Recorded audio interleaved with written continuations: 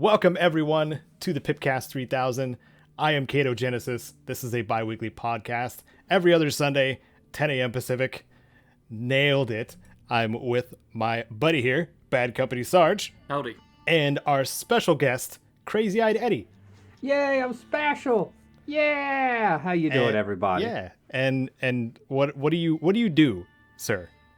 What, in the real world or like on the internet? Whichever you feel like sharing. Well, on the internet, I stream 4 nights a week, Monday through Thursday, on YouTube and on Twitch. You just type in my name, you'll be able to find it. It's Late Night in America stream. But like during the real world days, time stuff, however you want to say it, like I'm a machinist. So yeah. So I've always got my hands into like little projects of like fiddling with my fingers and all that jazz. Making machines? Making machines, taking big blocks and turn them into little blocks, and then like fiddling with things I don't understand until they explode in my face. Nice. Yay. Cool. Kind of like the dwarf character you play. Yep. We also are playing currently Vermintide 2 on Sundays on Sarge's channel. I think tomorrow will be the last session, or because we've got a few left to go, right? And the chaos thing just came out. I figure we got probably a couple of sessions. Okay, so At least a couple. this Sunday and probably next Sunday, or today and next Sunday. My goodness, see now I'm going off the rails. Oh my gosh. Oh no. But anyway, our topic for this PIPcast is going to be related to underused skills in Fallout. But first, we're going to talk about the tip of the day, comment of the cast, and the news going on in gaming and stuff. So the tip of the day, Eddie helped with this one. Keep a notepad and pen handy. Yep, that's right. Always keep a notepad and a pen. Like it's super inconvenient to find like a notepad and a pen that fits in your pocket and or in your purse or whatever personal luggage you have throughout the day. Like I guess some people call it the daily carry, whatever you want to call it. Like once you find that, dude, it makes the difference. Like me, myself, and I got like a leather bound notebook with a strap, and then I got like a pen that goes with it and stuff. Super nice. But it's really nice to keep all your thoughts throughout the day and not forget them at the like late hours of the night when you're like, what was that thing? What was that thing I was gonna do and think about and like work on and watch a YouTube video about and learn things about and stuff like that. It's so beneficial to just like jot it down, even if it's like one sentence. Just jot it down to jog your memory and like carry on with your thought. Yep. I've used mine on a semi-regular basis, just, for various notes related to the games that I'm playing and possible things I want to include in videos and guides and junk. So it's very, very good. It can be applied to everything, but yeah, practical. I like practical tips. Very nice. So we had a comment from somebody. Our last topic was about how we would change boss fights in the Fallout series, because we got a couple of hits and a lot of misses for boss fights in Fallout. So, and I think that last episode we had probably the most comments or the most feedback from you listeners, which is really awesome. So, Sarge, would you like to read the comment? Sure thing. We've got Everace who says, I was disappointed by the father boss fight in Fallout 4. He just laid there as I gunned him down. He was like Mr. House, just less mouthy. Yep. I do agree. Father should have put up more of a fight. Like, what? You got cancer or something? Purr. Yeah. He should have had like a mech suit. Yeah. Or something like that. Yeah. Like it really shouldn't have mattered. It shouldn't have mattered at all that his body was rotten from the inside out. Like he should have just had some kind of technology to make him like bowdy, rowdy. You know what I'm saying? Yep. Or he could have just done the sneak attack, be like, oh no, I'm so hot. Bang, bang, bang, bang, bang. Yeah. We discussed this the entirety of the Institute and how many problems it has in Fallout 4. And of course, Father is kind of at the core of it too. So that was a fun topic. I I would like to call back to that episode, but I don't remember the episode number. So 37. good. Was it? Do you think? It could be. There's a good wrong, chance. Comments prove me wrong. That's a good setup. Mm-hmm. We found a surprising amount of news topics too. Yeah. 76 man. Do you want to talk about 76 or? Oh yeah, I'm totally 76 man. Dude, in my last live stream, I had like multiple people asking me if I've like uninstalled 76 and if I'm like never covering it anymore. Because I haven't streamed it or made a video on it in like a few months. Yeah. Oh no. But there Is is a new. Oh, what's that, Eddie? Well, like I was gonna say, when that topic comes up, is that when you flash your Fallout 76 tattoo and you go 76 for life, baby? Is that what you do to like discredit them, completely or what? No, I have like one Fallout thing in my entire room, which does have the number 76 on it. Okay. But that is pure coincidence. It's about as much fanboyness as I've dedicated to my life. Fanboyness, very technical term. Anyway, there is a big update coming on Tuesday. It is the Locked and Loaded update, and it will bring special loadouts, camp slots, daily ops expansions, Season 4 begins, mannequins, aim assist, world activity updates, crafting sliders, melee improvements, and the treasure hunter event is coming back. Yeah. Do you feel like focusing on any of those things, or? Nah, I figure that's enough, let's move on. No, so there are a few cool things. Like, minor ones, like mannequins and aim assist for, controller users, are just, like, nice things the community has been asking about almost since the start of the game.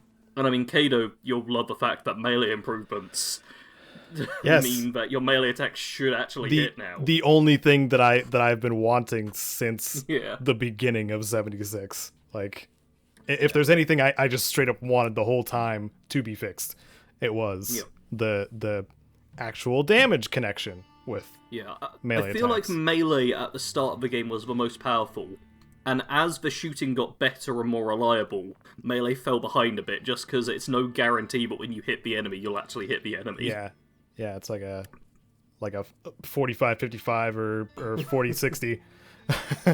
Yeah. Sometimes when you swing, the enemy just doesn't take damage from melee.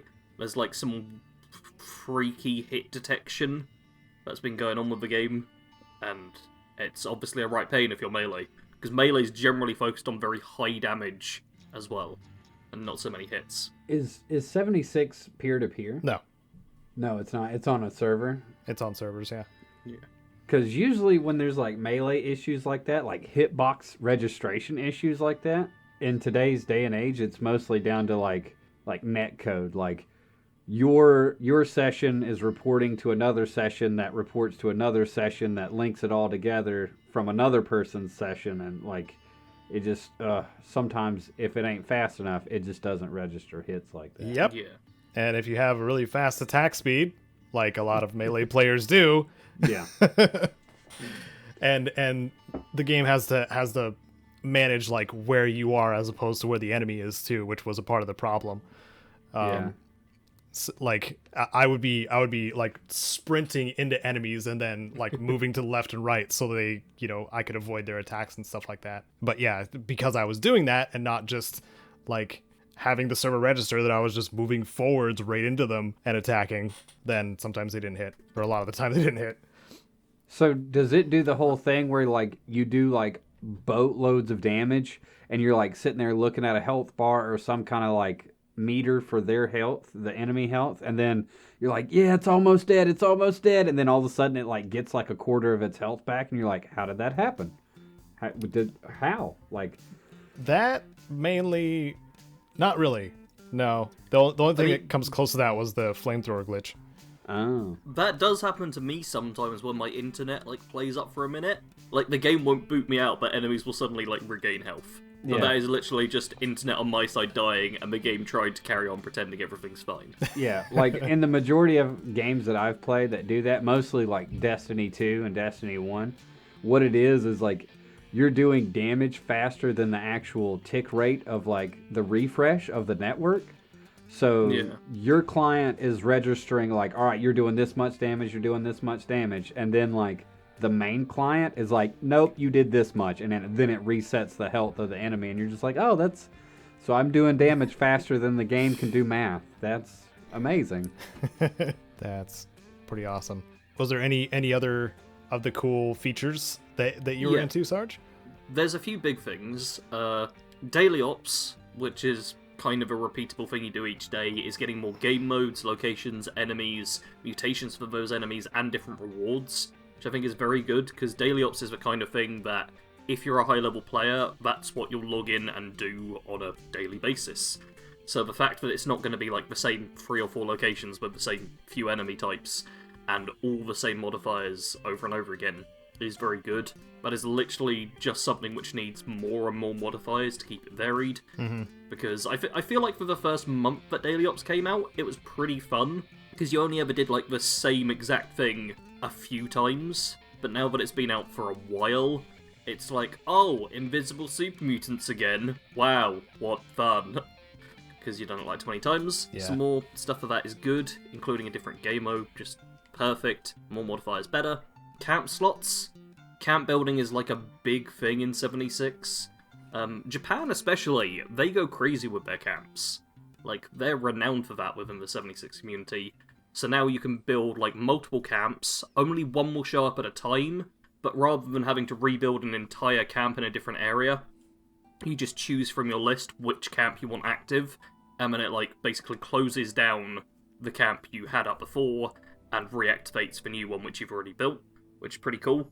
Plus, you can mark yourself as not public on the map, which, if someone tries and is just like going after you and nuking your camp, that's an advantage, I guess. But on the other hand, if someone's actually considerate, which I think most people are in the game, and doesn't want to nuke anyone's camp, then you not having the marker there could backfire on you. But oh well. Yeah, if you're trying to make a cap or two. Yeah. Finally, as well, special loadouts. Yeah. You can now change your special, add a machine, just for free. You can have, there's 2 loadouts as standard, and I'm guessing that the third one will be locked behind, like the paid membership or atoms or something like that. Yep. It's inevitable. Yep. But you at least can change your special loadouts between 2 different ones on your character. I'm kind of hoping that you'll be able to, like, reset it at any point with no cost, which it sounds like is going to be the case. Mm-hmm. So technically you could just have infinite loadouts, you just have to remember what they were and change them out. Which I do think is important, because the game only gives you like 5 slots for characters, and as a build guy, I like to have tons of characters, and leveling them up is kind of boring when you're doing it for the 5th time. Yeah. Wait a second. So you're saying that they're adding 2 save slots for your special? Like you can reset your special. It's essentially a respec option. Okay. So, but you can have like 2 specific ones set at a time, so you can just switch between them quickly. Oh, all right. So basically, just like have a pen and paper with you. Yeah, that goes back to the notepad. We did it. Yeah, if you use your notebook and write down the other ones you want, you should just be able to like fairly quickly change them. Yep. But if you want to instantly change them, if you've got like, I play either rifleman or power armor heavy guns, and those are the only 2 styles you play, you can have 1 special loadout for your rifleman, 1 special loadout for your heavy guns, and you go to your camp or a train station, you just click the button to activate the punch card machine, change over, and you're done. So, that's good.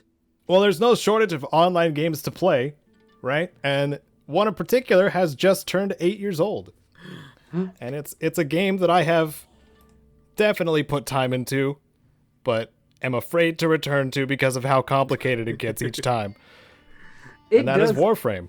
It does get complicated. Like I dabbled in Warframe, and what you say is very true. Yes. This is the game, very much like Monster Hunter, in the sense that you'll probably want to have the wiki up in a second window if you have a multiple monitor setup, because you're going to be looking stuff up. Yep, you need a wiki. Or you just pressure one of your friends into like babysitting you through the first 4 hours of the game. Yeah, or either one works. Or do that, yeah. But in Warframe, it's actually extended out quite a bit more because it's free to play, which means the grind is real, but also extremely fun. So, yeah. But they have their 8-year anniversary event going on, which I think is all month. So the rest of April, I believe, we have about a week left, I think. Yeah, there's not long left in April. So if you do play Warframe or have played Warframe, they have their anniversary rewards, which are like the Dex Dakra and the different Lotus designed weapons and gear. You just get them when you log in. And if you don't want those, or you already have them, those are also gear slots that you can open up by getting rid of those weapons. So like everybody kind of benefits from this thing, and there's so many things that they give because of how many years this game's been alive. So just something I want to throw out there. Also, Digital Extremes is one of the best developers still in my mind when it comes to online games, where they're so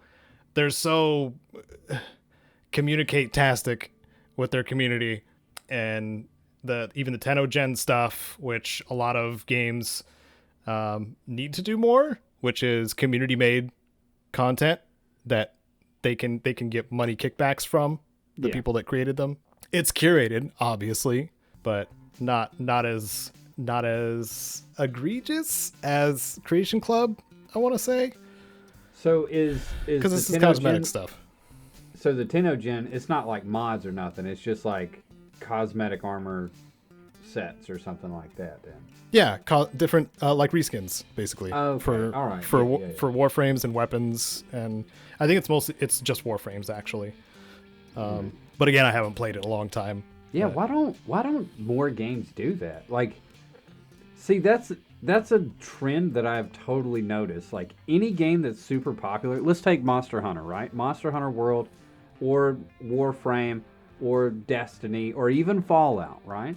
Mm-hmm. You have a slew, a bevy, a huge group of people that are very talented artists and also craftsmen or craftspeople that make like all kinds of freaking armor sets, and they do all kinds of art, and they do cosplays. And I think these there great was ideas.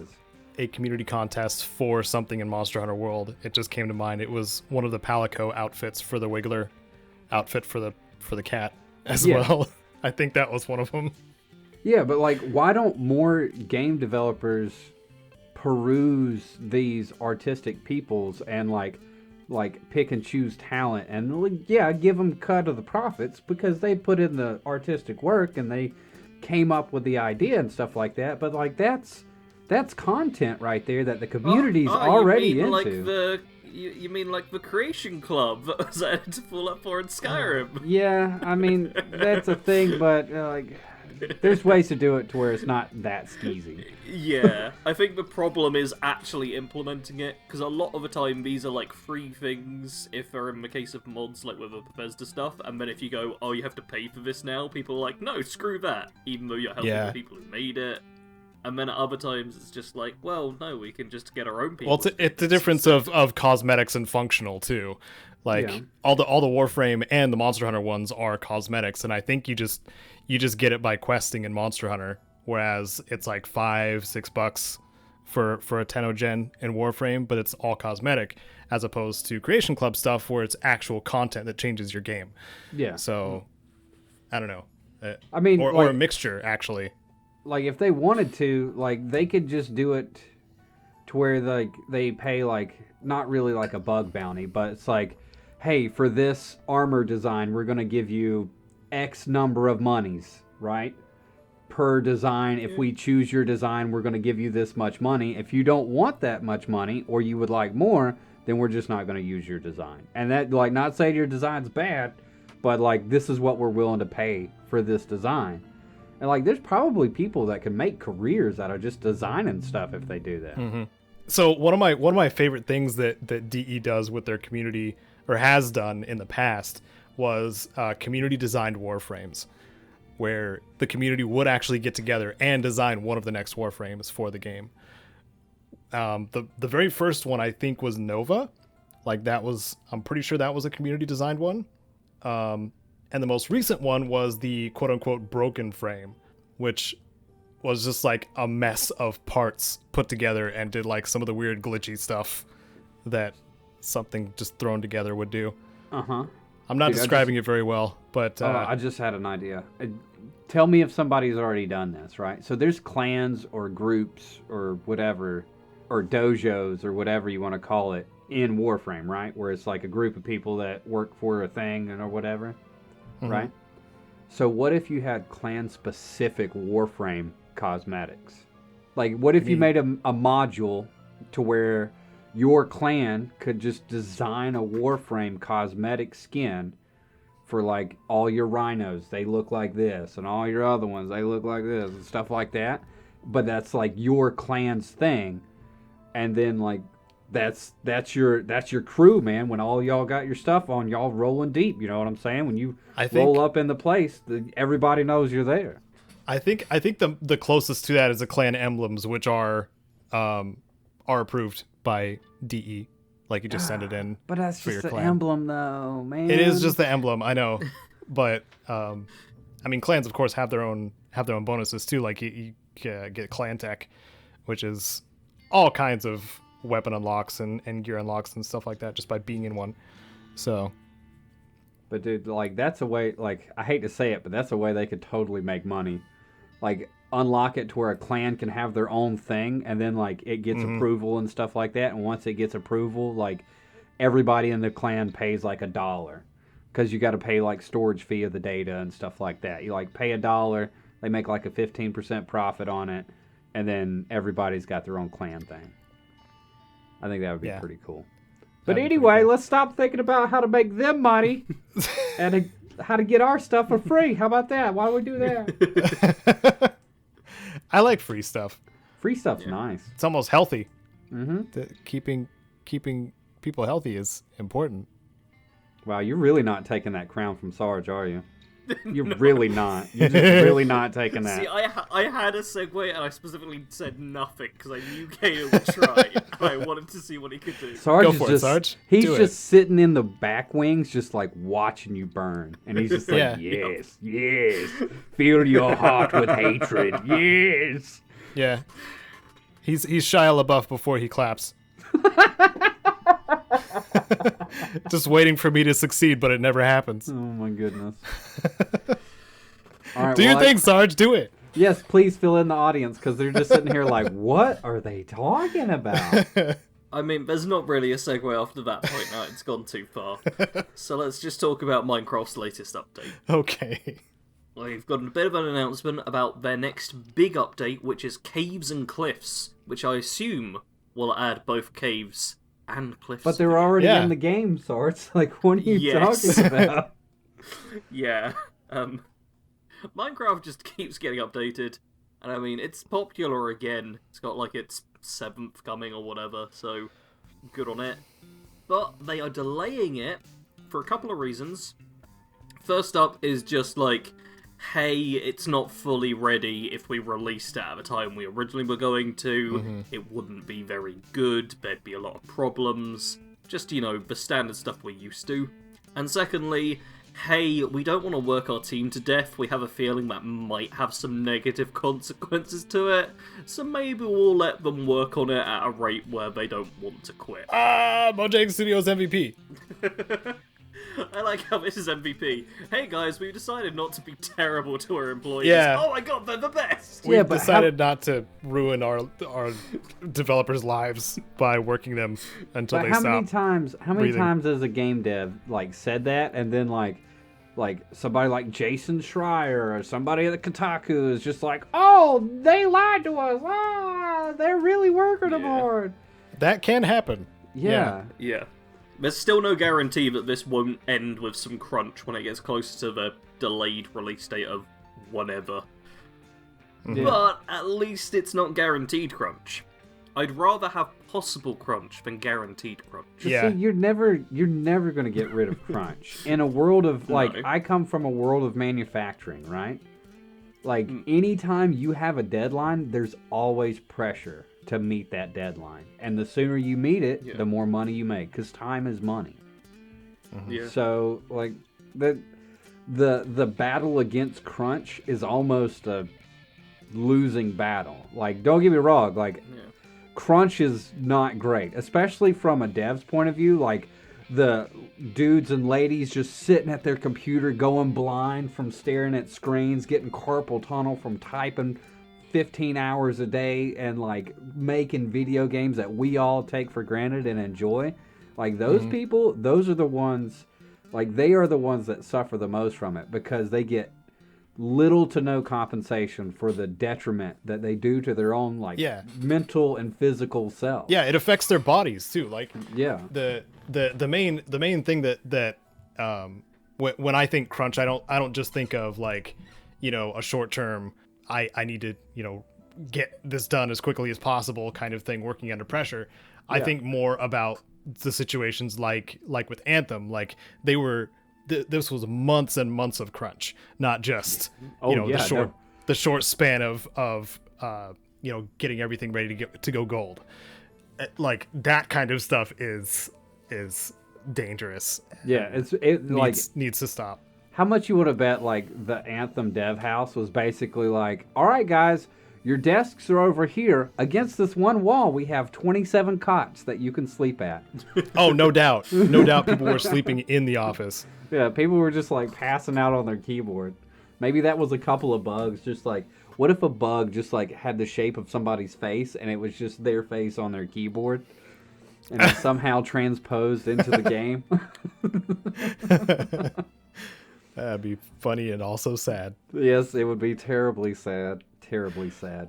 But yeah, like back to the thing on crunch. Like it's good that they're not wanting to work their devs to death, which is very good because that means that the people in charge that make the decisions that don't have to put in the effort or put in effort in a way that's not as impactful to their personal self, they're actually thinking of the people that do sacrifice their mental state and their health state to make the product. And that's a good start. It shouldn't be the end. It's a great start for what they're doing. Yeah, this is what we should expect as just like the baseline for all gaming companies. Oh yeah. Just like to treat the devs as actual humans and make sure that they are living decent lives and not being worked to death and super stressed out over an entertainment product just because it'll make a ton of money if they get it out fast. Like honestly, like I have a thought on how to get rid of crunch, but like no game developer is ever really going to do this because the ones that have done it in the past, it really hasn't been successful. And basically what you do is you just make the game, say absolutely nothing about the game until it is completely done, and then you just release the game. Yeah. I do think that a much shorter window between announcement and release is good because you don't then have as much public pressure. Yeah, CD Projekt. Yeah. Yeah. And I'll say Bethesda has been doing quite well for the most part with that. Yes, they have. Besides teasing the Elder Scrolls 6 like 4 or 5 years before it's probably going to be out. I have no idea what they were like. What were they thinking? That was literally a case of everyone knew they'd been making the Elder Scrolls 6 at some point, and everyone was complaining that there was nothing being said about it, so they were just like, hey, here's like 5 seconds of a cinematic. Just confirming that it exists as a project. I doubt that. Yeah. I doubt that. Because they announced it the same day they announced 76, right? Fallout 76? No, I think it was the year after. Was it in the same, I think it was after 76 was out. Okay, so maybe I think it was after the first year of 76. Yeah, because I covered it. Maybe that was there to be like, hey y'all, we know 76 sucked. So here's this thing. Here's 5 seconds to hold you over for the next 3 years. I genuinely think part of it is kind of down to that and being like, hey, we know that a lot of you are angry that we've made an online game, but we're still making single-player games. Yeah. But I'm not sure how well that message actually got over. Yeah. Until the next single-player Bethesda RPG comes out, I think there's going to be so many people in the community who are just like, oh, I can't believe Bethesda have abandoned single-player RPGs. Yeah. Like, until it's actually They put out one online game. They put out one online game, and everybody's just like, well, I guess we're doing online games now, forever. Yeah, and until the next RPG is out, people just aren't going to accept it because it's not real until it's actually out. Yeah. Yeah. So we're playing online Bethesda games forever. But you know if Fallout 76 was like a smash hit and everybody was playing it, like the next one would be exactly like it. Oh man, but Elder Scrolls 6 would be like Fallout 76, but it would be in the Elder Scrolls universe. I don't know. You mean like Elder Scrolls Online? That's the thing, they've already got the game, so I feel like they just cash in more of them like what GTA 5 did. Yeah. I mean, now that you bring up ESO, that is a always on, games as a service style Elder Scrolls adventure, so... Yeah. But it's done Which so was much weird. rated at the start. It's so much weirder than the mainline games. It's just Yeah, Elder Scrolls Online is a lot different to the mainline Elder Scrolls games. Whereas Fallout 76 on a surface level is so close to Fallout 4 that the comparisons are a lot easier to make. It's Fallout 4 with improvements. Oh.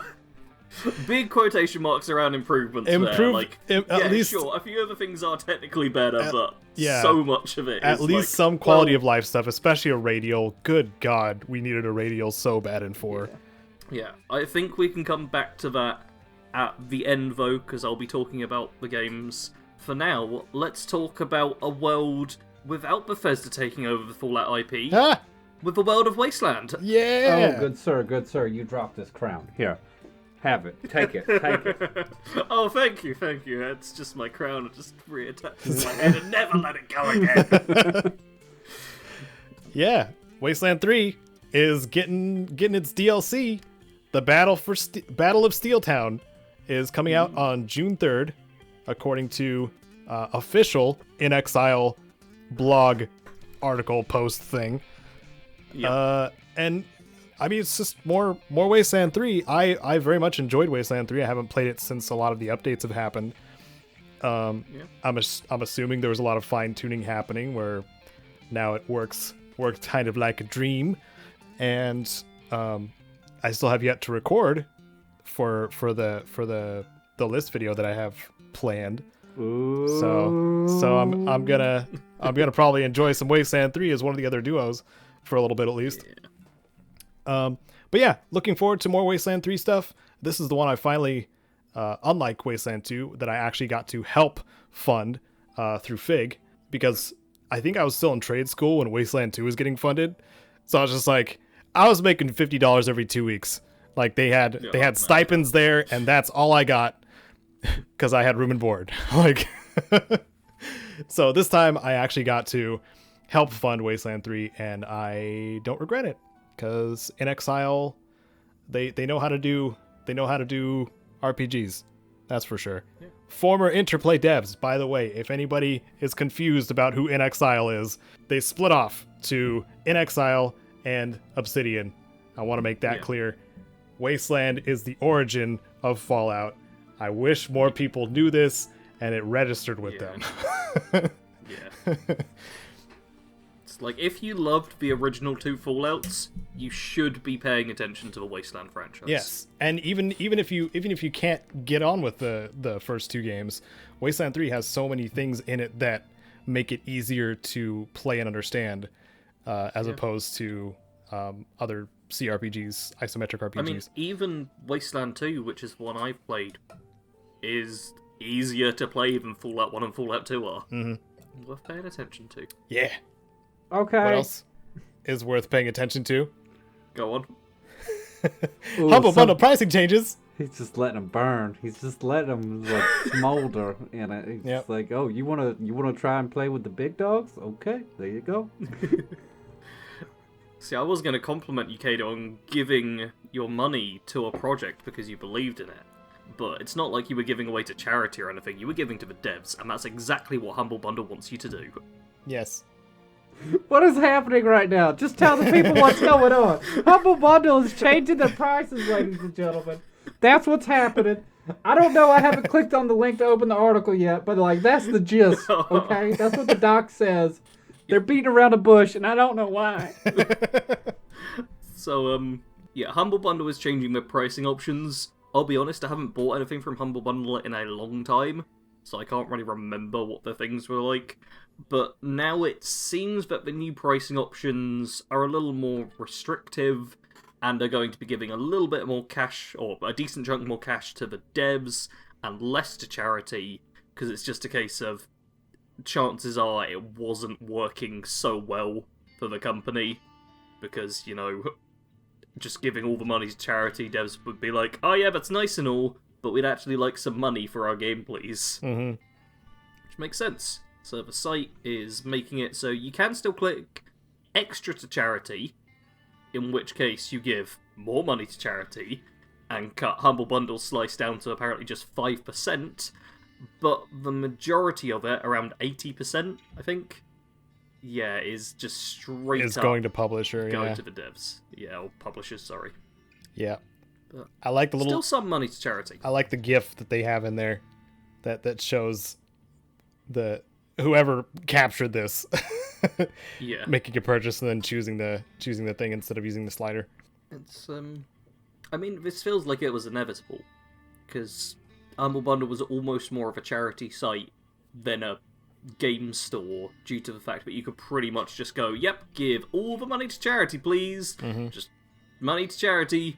People are just giving away these games, right? So yeah, I'll pay money to charity. But no, the companies want some money for their games, which is understandable, to be fair. It does make sense. Yeah, but there is still backlash to this. Being like, hey, how dare you? Why are you so evil? What do you mean you're only giving like 5 to 15% to charity? God, you monsters. Well, here's the thing. You can just donate to a charity. Yeah, you totally can. Yeah, that's about the thing. Yeah, you could just donate to a charity to where you know where the money's going. Yeah. Yeah. Yeah. I don't... I mean, I guess, that people are upset because change is scary. Change is bad. Change is always bad. And if they have to take extra steps to donate to a charity, oh darn it, they're just not going to do it. So, it's just a minor wave, I'm sure, that's going to smooth out pretty quickly. But this is more for raising awareness that this is what Humble Bundle's doing now instead of the slider. Yeah. That's good to know whenever I get something from Humble again. Someday. In the future. Maybe. All right, we move it on. I'm just sitting here reading about this this CD Projekt Red. Like, is this the earnings report? Is what this is? Is this what we linked in the thing? Yeah. Oh yeah, super fun, exciting stuff I linked. Financial information. That's right on my alley. Oh my gosh, the sexy topic of financial information. Mamas, daddies, grab your kids, cover their ears. Financial information is coming down the pipe, okay? Get ready for it. Sarge, take it away. Oh man, so Cyberpunk 2077 was a huge success. As we all know, in every single category, it did amazing. Great success. Utterly amazing. Very nice. Everyone loved it. It's basically made just a ton of cash.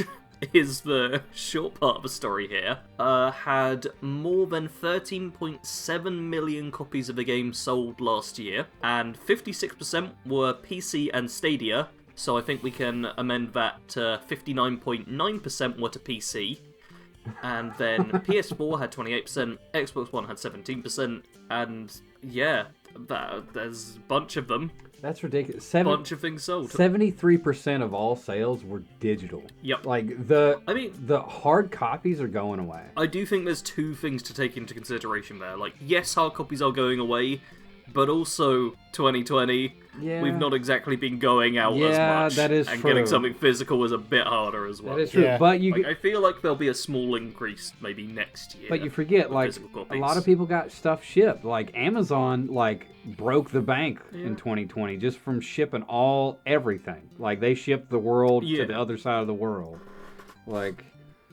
So, if you wanted a physical copy, you could still get one.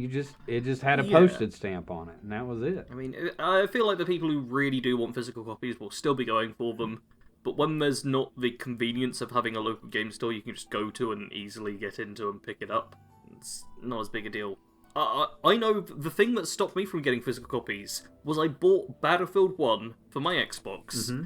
I put in the disc, and then it was like, downloading game. Yep. And it was just like, oh, so I've just brought an activation key out. Well, that was pointless. This was just the key. Like, you could have just gave me a piece of cardboard, and I would have been fine. Yep. But the thing on that was I had to put the disc in every time, and I'm like, well, no, there's no point in that. I may as well just go fully digital now. So So what's the next step? So, if they're phasing out physical copies. Like, what's the next logical step from that?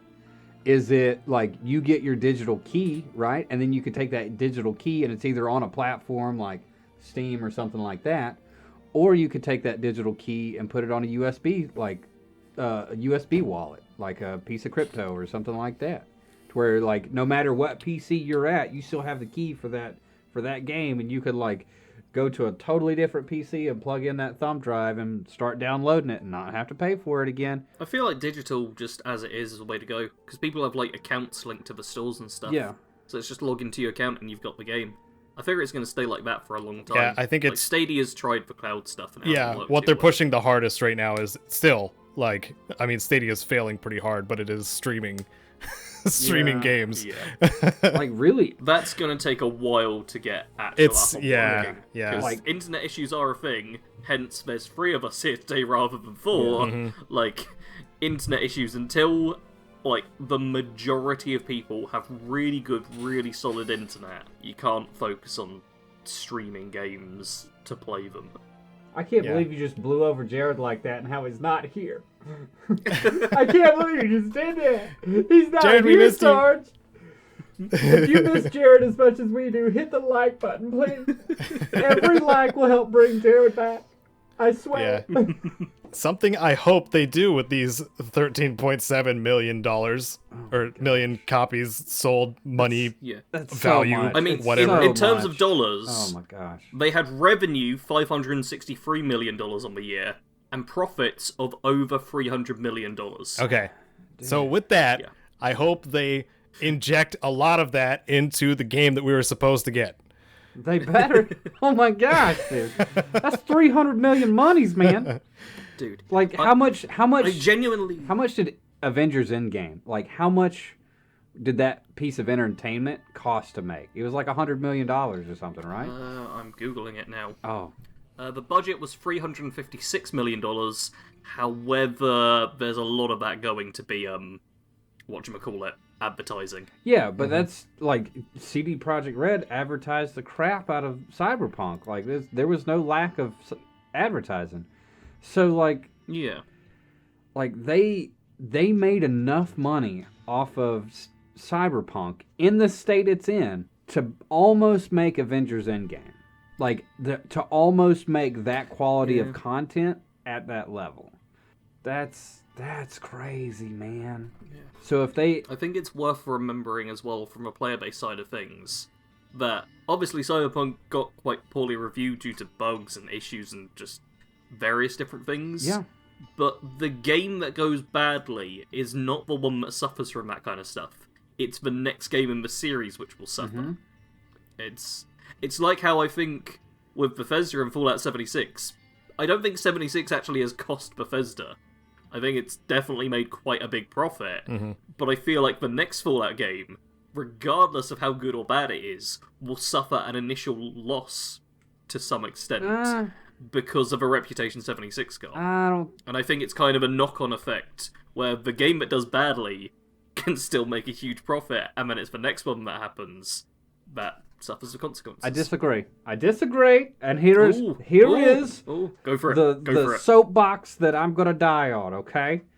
All right. Oh no! Yes, Why yes. are you dying? What's wrong? This is for one podcast Is that soap only. poisoning? No. What? Soap poisoning?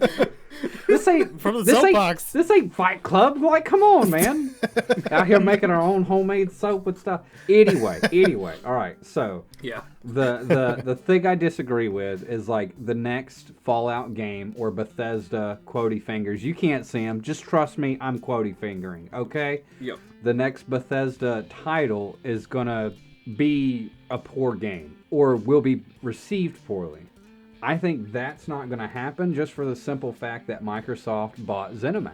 And they're going to use that as a marketing tool like, hey, we're under the Microsoft umbrella now. Quality control things are happening and yada yada. And they're probably going to use that as some sort of advertising, like leverage. Because it's different now. They got big boy money, okay? They don't have Bethesda money. They don't have ZeniMax money. They got Microsoft money. Like they got, I see where you're coming from. They got enough money to start a streaming service, inject it with cash, and then pay internet famous people to come in $20 million for like 2 years or whatever, and just be like, nah, it didn't work out, guys. Sorry, we're gonna cut your contract short, but we're still gonna pay you that money. Like they got that kind of money now, right? Yeah. So like, they should have all the resources to make a good game. And they're going to advertise it as that. And if they have all these resources and they still fail to make a good game, there's going to be some people getting fired. Like, there's going to be people that's not going to be there anymore. You know, like, there's going to be some figureheads that's like, yeah, Bethesda. And they're like, oh, this is bad. They're going to be like, oh, I've lost my job. This sucks. I'm moving on to other things. Because now they don't have, like, the cushion of, oh, well, we're just another scrappy company out there making a game, you know? Like, yeah, there's going to be bugs, but that's what makes us cute. Like, no, that's what makes you annoying. That's like you are the bane of every modder out there because there are so many bugs that they have to, like, fix it. They just can't mentally take the amount of bugs you have, so they just have to fix it. So I think the next... In short, I think the next Bethesda game is going to be quite good. Yeah, but what about CD Projekt Reds? It might be a while. Honestly, if I was at CD Projekt Red, I wouldn't even focus on making another game. I would focus on developing this IP, not just as a video game, but as a piece of entertainment, like movies, TV shows. We all saw what the Witcher Netflix series did. Like, it re-injected gamers into The Witcher 3. Like, it just straight up just did it. Like, it just... Yeah. Even people that weren't gamers were just like, man, this show's great. What's this all about? And blah, blah, blah, blah. And they just went on from there. More than launch. Cyberpunk as a subgenre is already a thing. Yeah. Like, and it's totally... I can't remember if I said it on this podcast or somewhere else, but when I felt the urge to kind of get back into the Cyberpunk world... I didn't reinstall Cyberpunk the game. I went and watched Altered Carbon, because that's basically a Cyberpunk style series. You watched Altered Carbon, Johnny Mnemonic, where he's got like whatever. You watched that. You watched Blade Runner. Heck yeah, one of the best pieces of cinema ever created. And then you watched its sequel that was like a wet noodle compared to the original, but still good. And then you watched all that stuff. And that got you into it. Other pieces of entertainment got you into the one piece of entertainment. So they're going to try and continue to reverse engineer that in some way. They're going to create, like, movies, TV shows. They've already created soundtracks. I know they've already got an animated something on the way. Exactly. Or in the pipeline for Cyberpunk. So, like, if I was CD Projekt Red, that $303 million of profit... Like, that's Avengers money, right? Like, you can create content to that. If you can create, like, visual content to that par that gets people, like, excited and you're telling a good story or whatever, they're going to buy the game. Because it gives them an opportunity to... how do I say this? It gives them an opportunity to manipulate the world in their own way. Instead of just, like... being a viewer, a spectator in a movie theater or sitting on their couch watching Netflix, they can mold, they can shape, they can like change the path of the thing that is happening, you know? Like they can make a decision that kills you at the end of it. Like people are down for that. What? People are down for video games? Yes, they are. Whether they know it or way. not. Whether they know it or not. I don't believe it. But yeah, I think that's what they're going to be doing. Like, like they've already, I feel like they've already, I think I heard somewhere that they were like, we're super devoted to Cyberpunk and making it the greatest thing ever and thumbs up to everybody. Yeah, they said that.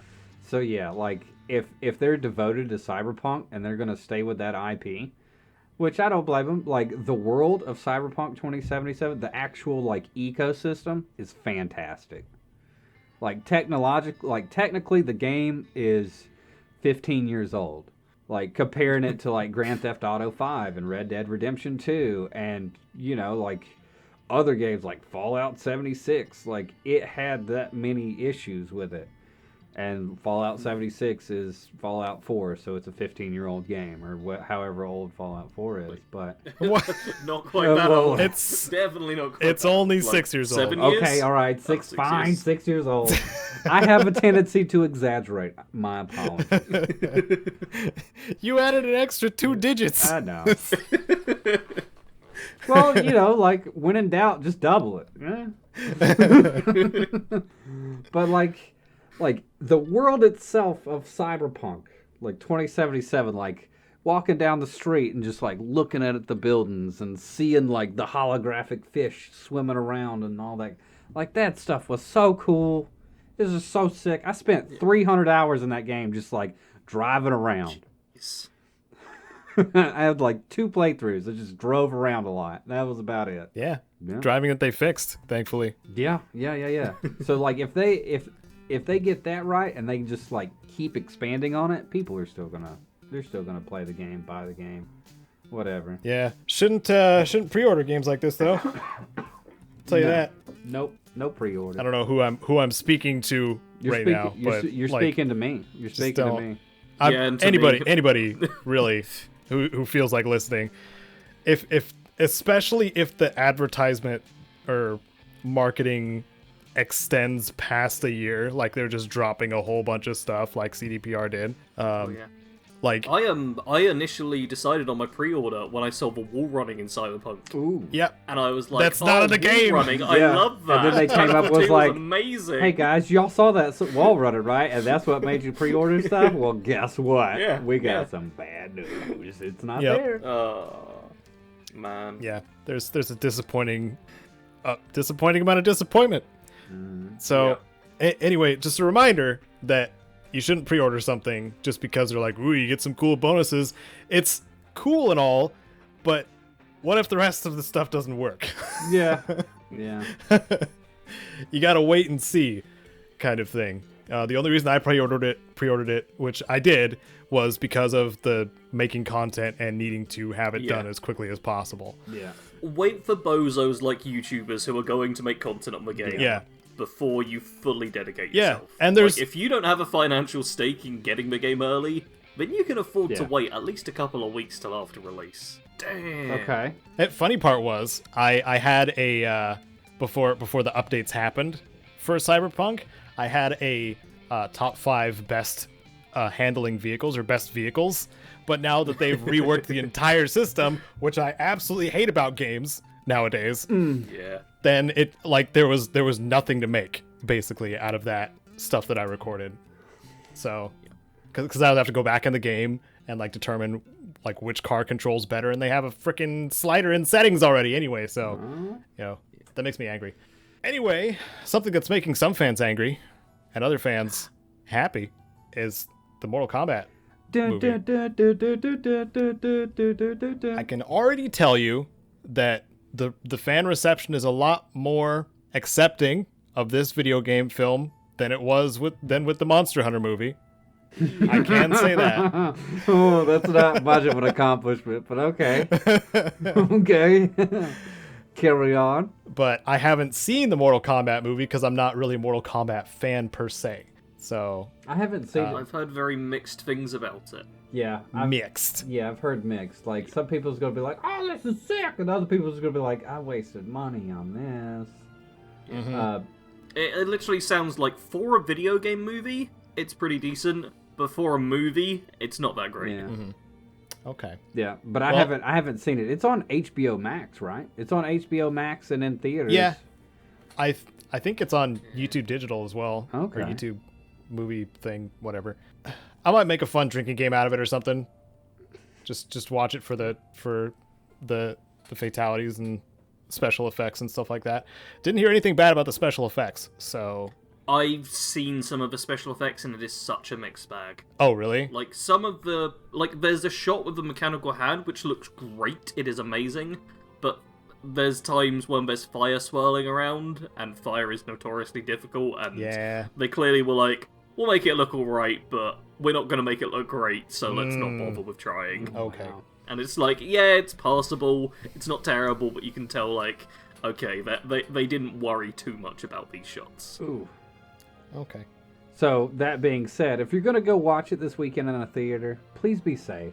Like, protect yourself with a Yes. mask if you can. If you're vaccinated, that's great. That's awesome. And yeah, maybe keep your distance from people a little bit. Yeah. Yep. You know? Also, I think in most theaters, masks are still required anyway, so, Yeah. I hope so. But I hope so too. Yeah. Yeah. I don't know. I haven't gone outside in a year and a half. This is fantastic. I just don't go outside. Yeah. I don't know so, what's out there Yep. anymore. Oh. Man. You know what else We is did do- happening this weekend besides Mortal Kombat? You want to know? What is Vermintide 2 is free, boys. That's right. The game What? the game that we stream on Sunday over on Bad Company Sarge's channel. Go give that man some respect on his stream tomorrow. Is Well, today. When well, this comes yeah, no, out. today. I don't, man. They're in the future. I don't know. I'm a dude of the past. Okay, I'm a dude of the past. They're in the future. I'm just gonna leave the time to them because they're smart enough to know. But yeah, if you want to try the game that we're going to be playing Sunday or today, whatever day you're watching this, if you watch us stream it and you're like, man, this looks great, you could try it this weekend for free. Mm-hmm. Yep. And And if you like it, 75% off. yeah, Oh, really? 75%? that's a wow. really good deal. Yeah. I literally tagged Are you? you two and Jared in a tweet saying that I'm sorry, Yeah, like, yeah, no, that I we was- started I'm- this time rather than a I'm week upset later. now, physically Yeah. and emotionally. How much was it though? Like $20-$30? Yeah, it was like 3 cheeseburgers. Yeah. Is that how you pay for your games, Eddie? No, I think of money as food because that's what it equates to. That's Okay. what keeps me from spending all my money. All right. If you did want to preview what the game looks like, as Eddie says, we'll all be streaming it. It'll be a bit chaotic, but that's the best thing about it. There's also some free DLC which just came out, which is kind of like what they're tying in, the Chaos Wastes expansion, which I don't know if we'll be trying it like now on the stream or if we'll try it next week. We honestly don't know that much about it, but we'll be shooting stuff. That much I can guarantee. Yep. I'm gonna be shooting my minigun. Oh, it's gonna be so nice. Oh, Yeah. If you want even more amazing free games, though, then on the Epic Games Store, up until the 29th, both Hand of Fate 2, which I don't even know what that is, and Alien Isolation... Hand of Fate 2 They're free. is deck building RPG. Yes. Oh, okay. So Anyway, Alien Isolation, the game we're actually going to talk about, is free. yes, dude, I played Yeah. Alien Isolation. I think it was like 2 or 3 years ago, for like Halloween October Spoopy Game stream. You know, and like, Yeah. dude, the AI, the aliens AI in that game is so good. It is so good, dude. I think. I never played the game, but I enjoyed listening to, I think, some of the developers talking about how they made the AI Yeah, free. it was like And that was it just... was like the alien had one AI that always knew where like you were, and then there was like another AI that was like sometimes it would tell the other AI to like turn itself off, and sometimes it would turn on under certain. Yeah. Dude, it was like a whole like they went through the ringer on that AI, but like it worked, dude. Like I felt like when I was playing that game, I felt like I was being hunted by this thing. And then sometimes I was just like la la la and picking up flashlights and grabbing bullets and shooting the robot people because robots are bad and sci-fi stuff. And then then all of a sudden like this thing like came out of nowhere and I was like afraid for my life and my heart hurt a little bit in the real world. And like it's free. It's free. What's wrong with free? Nothing. Just go get it and play the dang thing. Oh my gosh. But speaking on the other game, the Hand of Fate 2, like that's a deck building roguelite RPG thing. I think maybe. Mm-hmm. Kind of like I think so. Slay the Spire, I guess, or something like that.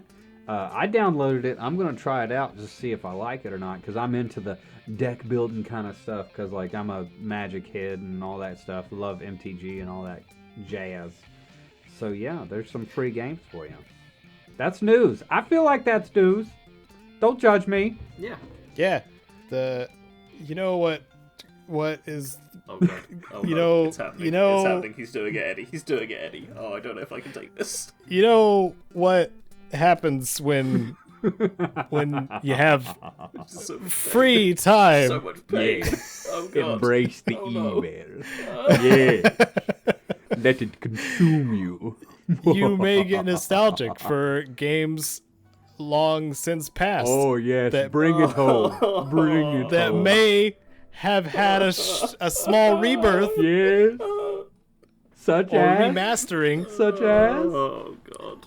And Beamdog has been doing that with the classic Dungeons and Dragons games, Nailed it. like He stuck the like landing, Baldur's ladies Gate, and gentlemen. like Baldur's Gate 1 and 2, and Neverwinter Nights, which I endlessly talk about, and Planescape Torment and Icewind Dale. Basically, all I'm trying to say is that they're keeping the classics alive because they recently did a cool update for a bunch of patch fixes to 20-year-old games, so they can be played on modern machines, which is great. It's great. Dude, If you want to experience the computer RPGs how they were in their heyday, now is a good time to do it. honestly, that you bring that up, that really is actually a good thing. I downloaded KOTOR 4 months ago on PC, unplayable. Unplayable. Yeah. Like a friend of mine was streaming it, and I was like, man, this game, it's like D&D in space, man. It's like Star Wars D&D. I want this in my body.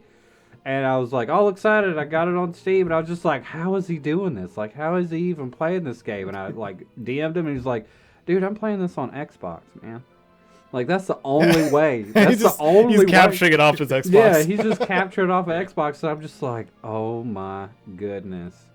Yeah. But Well, maybe one day you'll get it, because apparently there is a Knights of the Old Republic remake in development. That's We don't have a date for it or anything. all right. But All right, Sarge, you get a little it's cocky. there. A little cocky. It The can transition, you're a little bit early on it.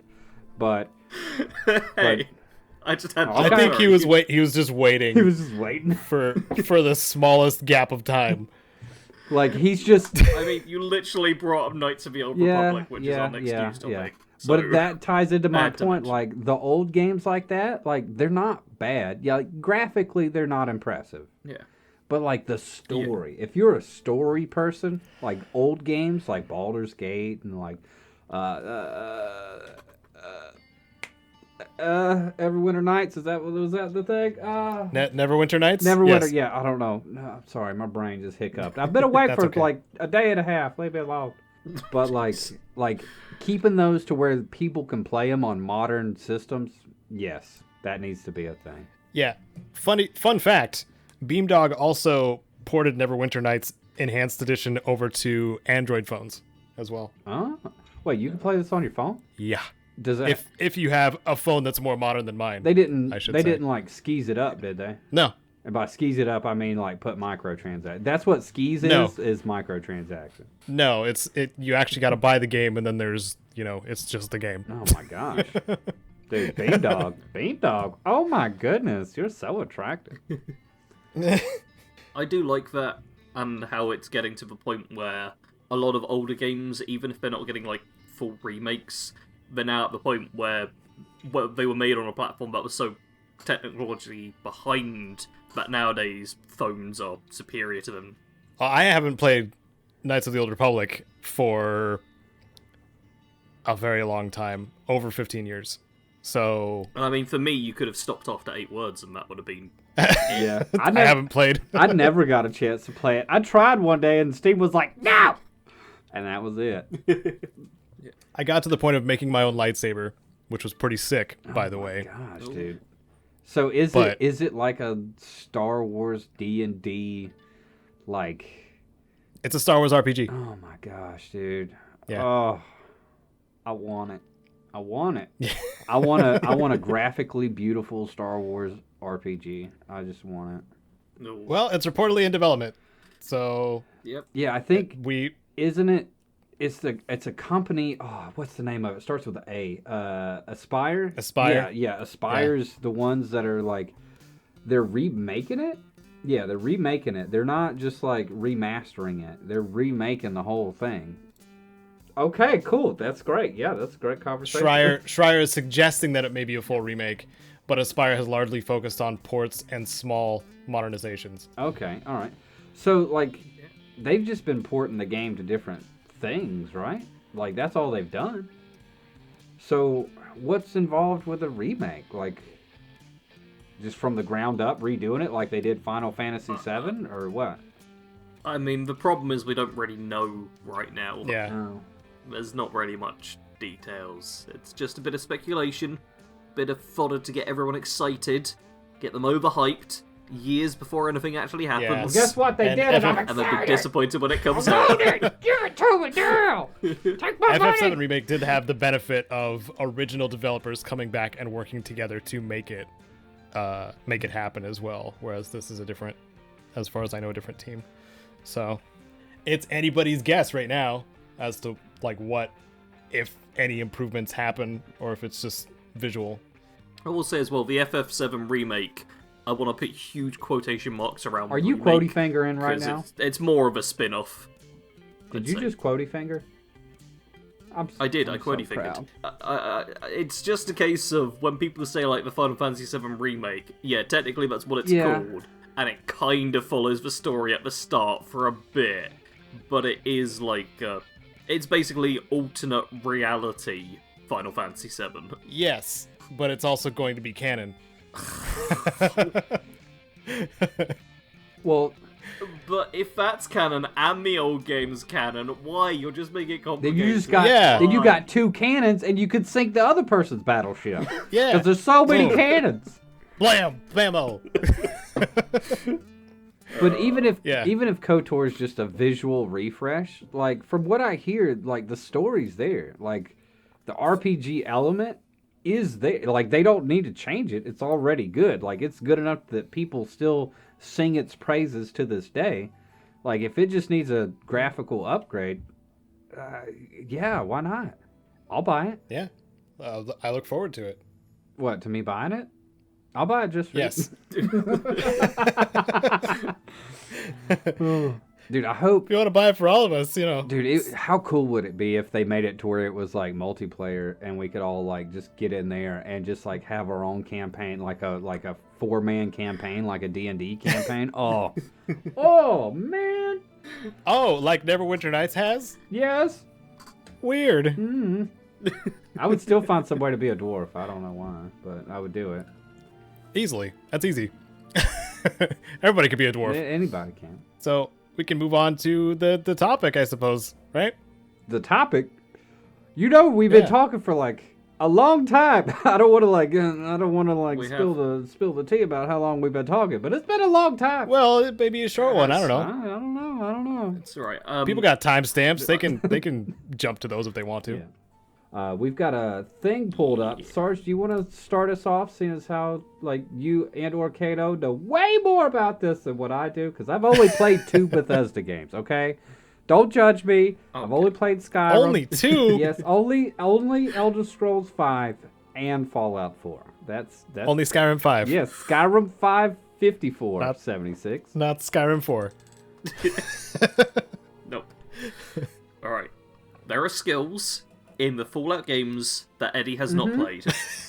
I'm looking at a chart and there's X's and there's checks. Yep. I assume checks are good because There they're are. green.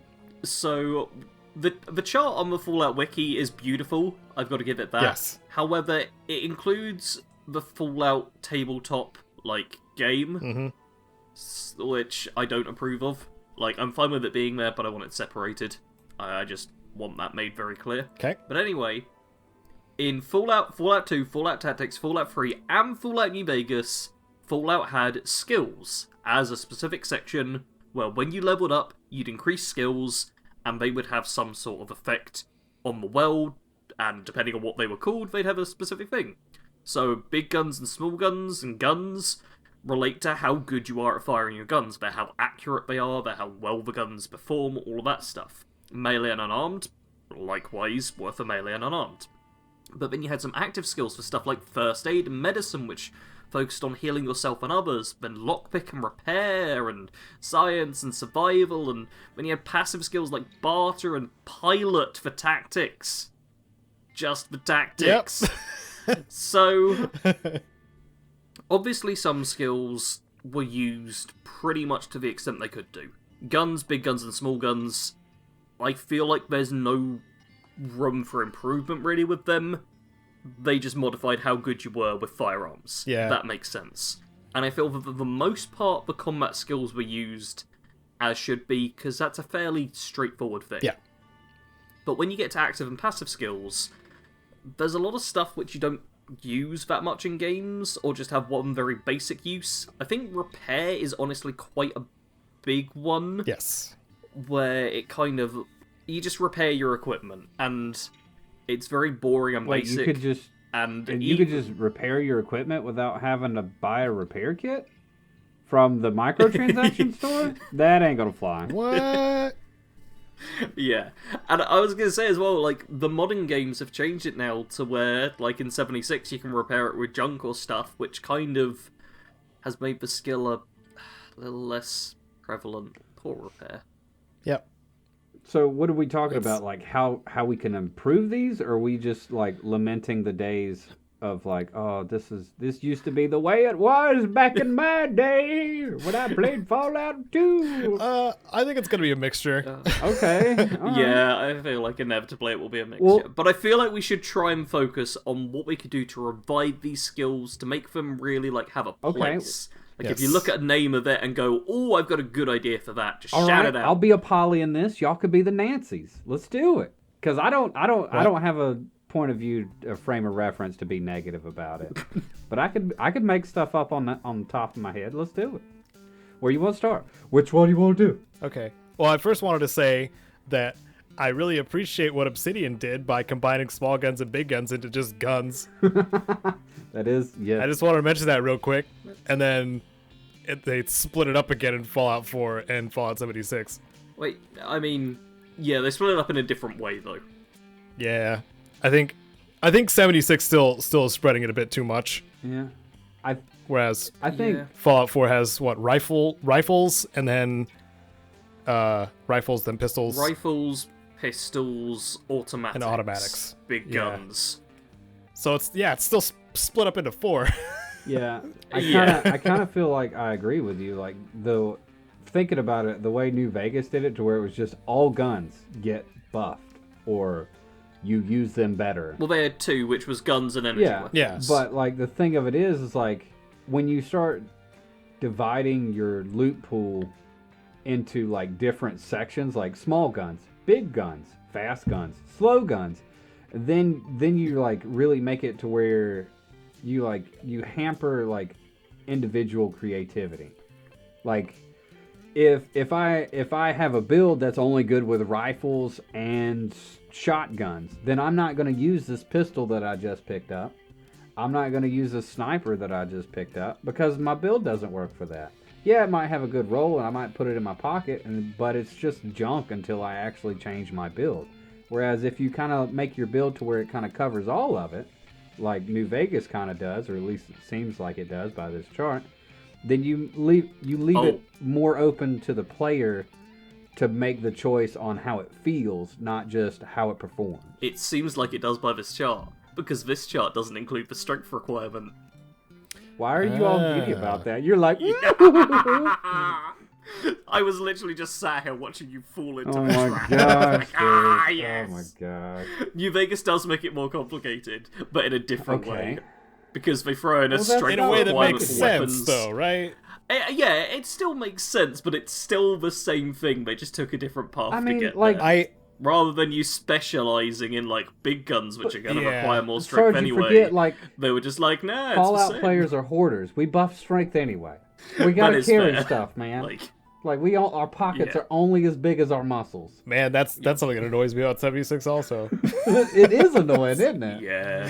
Oh, it's so annoying. You have to build into strength in 76. Yeah. You have to. Well, see, like, It's I don't think anyone playing the game has like a 1 strength character. There's no point. like do a challenge run. that's what I do in every like RPG where you have skills like that affect your carry capacity. Like 100%, I'm just gonna spec into that. Like that takes any kind of skill point that I would put somewhere else. I just throw it into that because I'm a hoarder.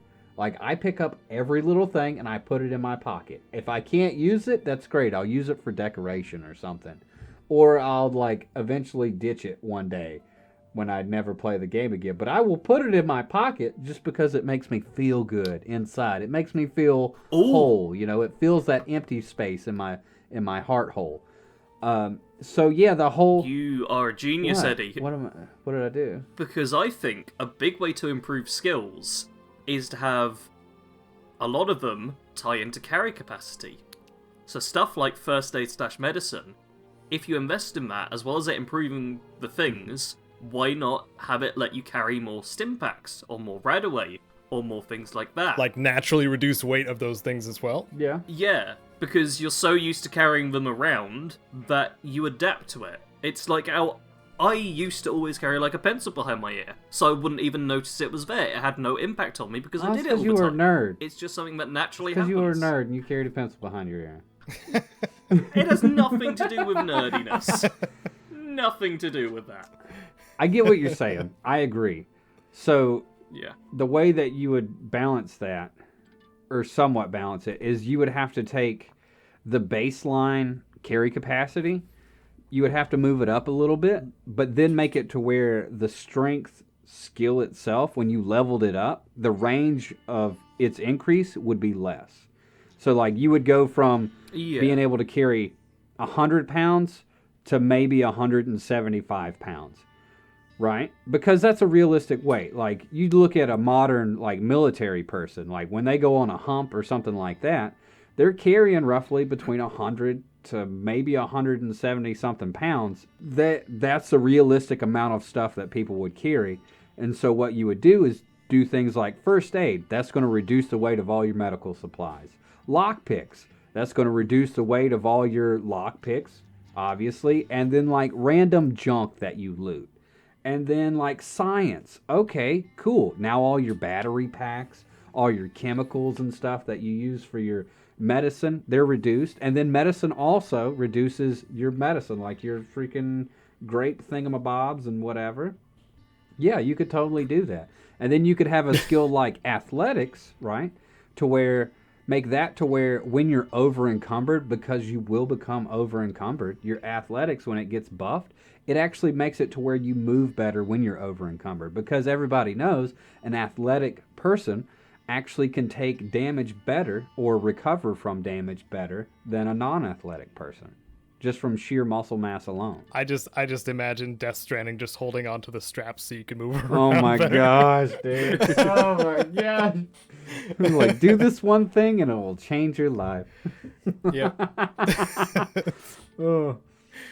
That's As well, the important step. I'd like to say that I'd love to see speech as a skill let you convince your companions to carry more for you.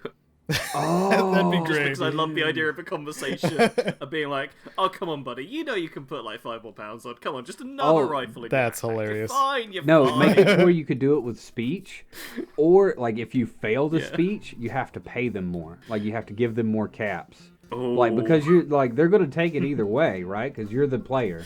But if you fail, if you have the speech thing, then you can be like, hey man, just take this, like, this one time and you go for it. And then, like, they do it, and if you fail that, then you got to pay them like 10% more caps for the journey or something like that. Oh man, That would, I do always like there being some yeah, consequences. like that would actually be a legitimate thing, because like you think about it in the real world, like if your boss wants you to do a thing, like on the weekend, they're going to pay you overtime. Like one because it's federally mandated, but like if they didn't pay you overtime, there's no incentive there for you to care. My bosses only ever offered me food when they wanted me to do like overtime. Well, you know, that's because you're a nerd. I'm sorry. I hate to keep coming back to that, but yeah, you know. All right, what's the next skill? What's the next thing? I was going to suggest one of the cool things that could be done with speech is perhaps bringing back the speech wheel from Oblivion. Oh no. Or something. Oh god, something. no. Please no. Caedo, no. Something no. like that made it more engaging to affect somebody's feelings towards you. In some way, some sort of minigamey type thing. like that. Like if you wanted to get information out of someone instead of just rolling your speech, you could get more information. They would give you the baseline information, then you could get more if you were able to convince them through this mini game. I think that would be neat. I'm just gonna say no. So you wouldn't have to sucks. say, like, if you had high barter or something like that, you could just be like, hey, give me more information, just throw money at them, or if you have a high strength, just threaten them with your muscles. Okay. Oh, I just kind of had an idea. I don't know. You might have to help me flesh it out. But like, so in Cyberpunk they have cool, right? And cool is basically like cool. It's like your street cred or whatever, right? So it's kind of like charisma. Cool is the attribute where they threw all the skills that didn't have a freaking category. Exactly. But like the thing of it is it's like the way they kind of explained it was like it's your street cred, right? So if your speech, you could take your speech and then if you could somehow tie it in with like your faction like your faction reputation with one faction, to where like your reputation would decrease the amount of speech you need if you had a positive reputation. Then if you had a negative, you would need more speech to overcome hurdles, right? So like that's pretty good. As you like go up with the Brotherhood of Steel, like the freaking railroad, like you got to be a smooth talker to get them to do anything that you want to do, right? Mm-hmm. Or you can find some way to like, what's a way that you can like balance that out? Like you could balance it out with money, like with caps or something like that, because in real world that's what happens. Like if you're trying to make a deal with a non-negotiable party, like you gotta freaking grease the wheels with a little bit more cash. Yeah, I will say that is something that happens at one point in 76 with their last big story update. There was literally a point where you could grease the wheel just by throwing some money at it, and I loved that moment. It was great. It was literally like, oh, I've got a ton of cash, I'm just going to throw this at you, and people just astounded and were like, oh yes, we love you, we'll do whatever you want. It's a beautiful right. way. Yeah. I'm also looking at some of these other skills. So you got like science and medicine. So like you could have that whole system where like it goes up, then the cost goes down, and the other one goes down, and the cost goes up or whatever. But if you say you spec into like science or medicine or survival, right? Like have specific missions, like side quests or whatever, like spotted around the map or within that faction, or have certain NPCs that like, hey, this NPC broke their leg out in the middle of nothing, right? And you and this NPC have to survive with your survival skill. Or this NPC is trying to make a bomb to blow these other NPCs up. And this NPC's dumber than a bag of hammers. Use your science skill to help them build this bomb without killing themselves. And then later on, they'll be able to like, vouch for you. Like, man, this dude's smart. We might need to listen to him, Or like a medicine thing, like, oh, well, you saved our leader, and they're like our spiritual guide, so we must follow you to the ends of the earth. Like things like that. You can tie your skills like that are basically speech checks at some point in the game. Like at least that's kind of what they were in Fallout 4 from what I remember. You can tie them in to where they're not just speech checks. They're things that let you, like if you don't have it, you're not going to complete the thing at all.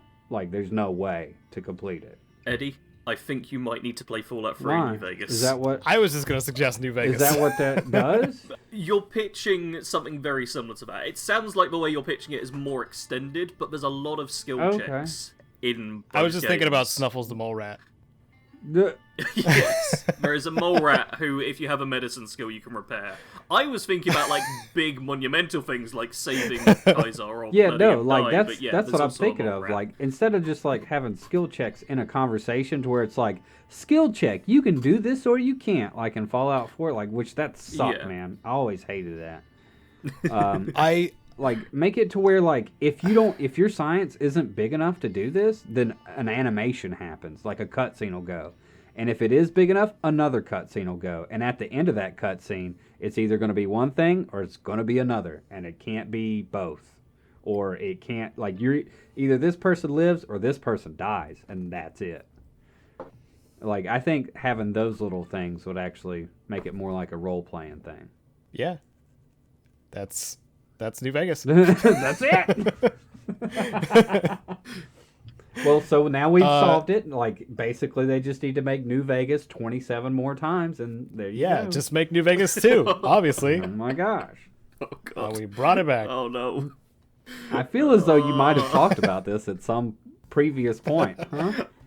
It's something the entire Fallout community talks about, and it's always under the assumption Constantly. that, oh yeah, obviously the next New Vegas is going to be exactly the same as the last one, but better, exactly how I remember it, without any flaws, and made by the exact same people who are no longer all on the same team. That's just how it's gonna work.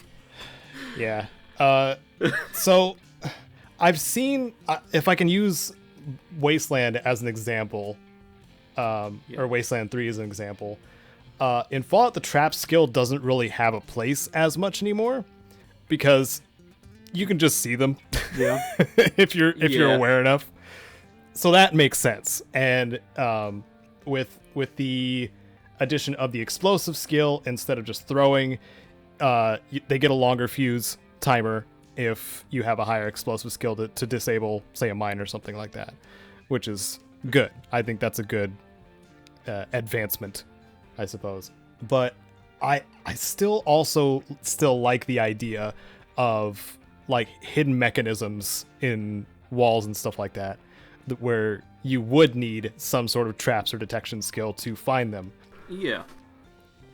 So like you could see like down a hallway if you have a couple of gun barrels like coming out of the wall, like a little hole in the wall, but you need to actually find where the mechanism is so you don't set it off by accident while you're trying to go down this hallway.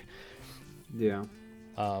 I would like to hopefully see some sort of skill like that. It probably won't happen, but I would like that very much. And Wasteland 3 has like passive it's called something else. It's not perception, but the higher that attribute is, the more likely your party is to detect things that are buried underground or hidden landmines or stuff like that. Like they're not detected until they're within range, kind of thing. So. Ooh. I think Kingdoms of Amalur does a reasonable job of that with their detective. Yeah! Where you'll see like a pile of rocks, but to your character it's just a pile of rocks, unless you have the detect hidden skill up high enough, in which case they go, oh, I know what this is. This pile of rocks is actually a secret stash. Okay. So how you do that in a post-apocalyptic world with technology is like if your traps and sneak skill are both high enough, then you can wield a certain type of weapon with a certain amount of aptitude. Like you could have a scanner, right? A scanner thing. Like in Aliens Isolation, there's the motion scanner detector thingamabob. So let's say that somehow magically that falls in the Fallout universe or something similar to that. Then you would use the sneak and the trap skill to use this thing. And if you had very low, it works, it does a thing, but it's not very spectacular, you know.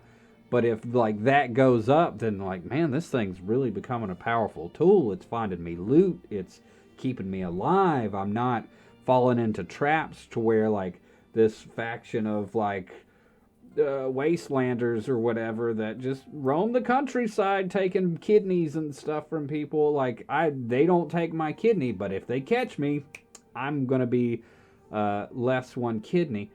Like, yeah, that could be a thing. That's how you would use that stuff, right? I do like the idea of having like proficiency tied to skills, tied to like utility items. Yeah. Because something I remember in the marketing of like but the don't tie them initial to guns. marketing of Just 76. keep guns. Don't have big and small guns. Just guns.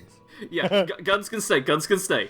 But, like, in the initial marketing of 76, I think Todd Howard himself said, like, oh, people might want to go to this person's camp because they're the best at cooking ribeye steaks or whatever. Never actually happened, the food was spoiled, so they've even got rid of the need to eat now. But I do like the idea that maybe if, like, your outdoorsman or your survival skill is high enough, then you're better at using a cooking spit. Because you don't need, like, some fancy oven or something, like I do, because I'm a useless millennial or whatever. But instead, you're good at cooking in the outdoors, you can actually make a decent meal, you get better properties from it because you've invested in these skills, so you're better at using this particular item, which is suitable for the skill. So, I think that's... okay. So here's an example of what you just said, but in a different game. So Remnant from the Ashes. Okay. It's a third-person shooter roguelike, or whichever. The way its leveling system is amazing. Like, I love its leveling system and how you acquire skills and bonus attributes. Like, basically, you just play the game. You just run around, you bang, bang, you shooting, you're doing stuff, and all this stuff's happening.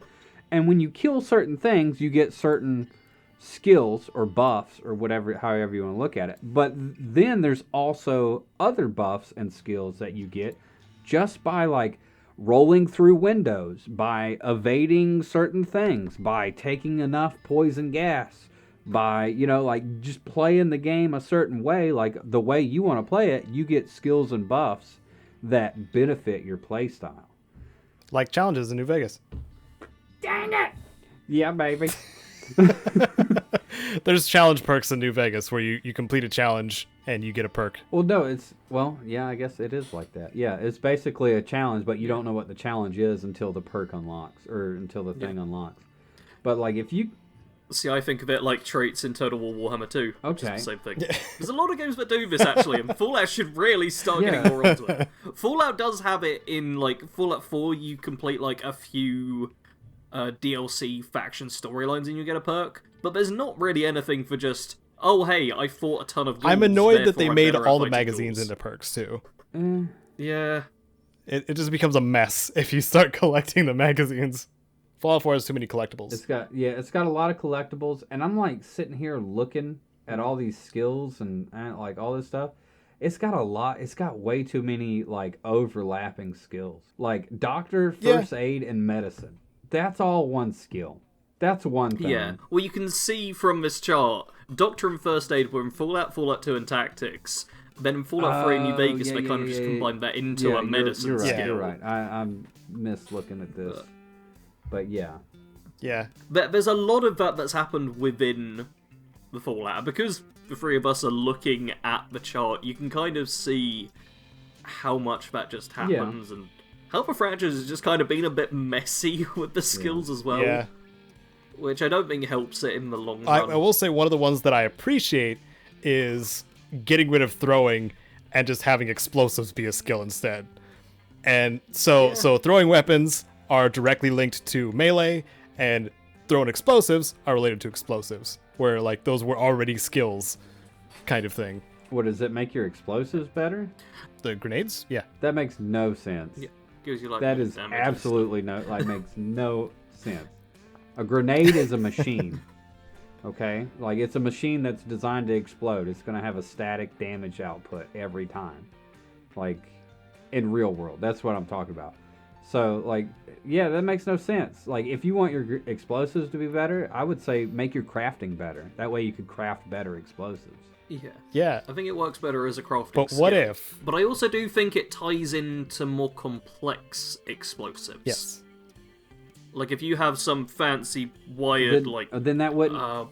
if you have, like, a daisy chain or something, if you've got more knowledge of explosives, you'd be like, oh, well, I'm not going to cut each of these individually. There's one big thing which connects them. Do I know if there's, like, a movement sensor or anything like that? Or you do a hurt locker where you just pull them all up because you're Superman. That's not part of explosives. That's science. Because you have a general knowledge of science and how science works. But it is an explosive you're dealing and explosives have a lot of science in them. They have chemistry, they have engineering, they have all...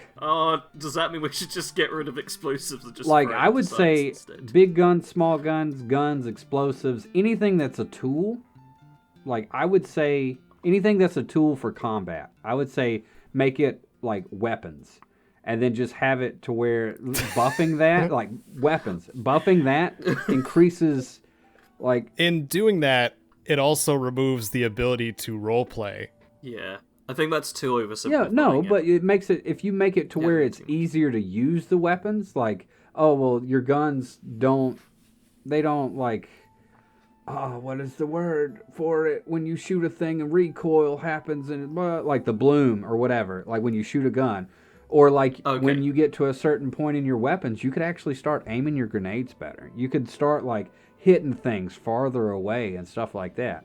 But then you use your other skills, your non-combat skills, to improve your combat weapons, like your crafting and then your science and then stuff like that.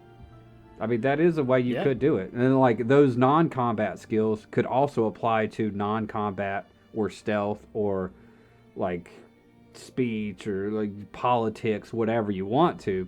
So you're going to use them for multiple things, but they also benefit your combat as well. So you do have incentive to buff those, like, skills to where you're just like, I'm never going to use this. Like, you have incentive to buff it, but... like, it's not just for one thing. That's what repair was for, if I'm understanding correctly. That's what repair was. It was basically a gear upkeep skill. Unfortunately... that was basically just a raw damage number most of the time. Yeah, and unfortunately that was the only thing. Hold on, I want to keep going with it. Let him do it. Unfortunately, that was the only thing that Fallout 3 and New Vegas really did. New Vegas thankfully put a quality threshold where, like, if you beat that threshold, it would still do the same amount of damage for a certain percentage of durability, which was really nice. Like, a small change that made all the difference. But all that repair still did was keep your gear upgrade, or keep your gear in working condition, whereas it could still be used more practically in the world itself.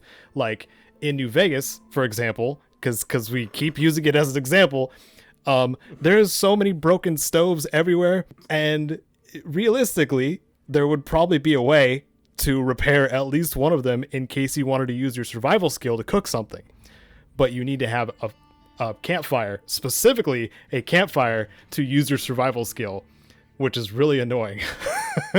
So that's one way that repair and survival could actually work together as skills too. Yeah. This is hard, man. This is hard.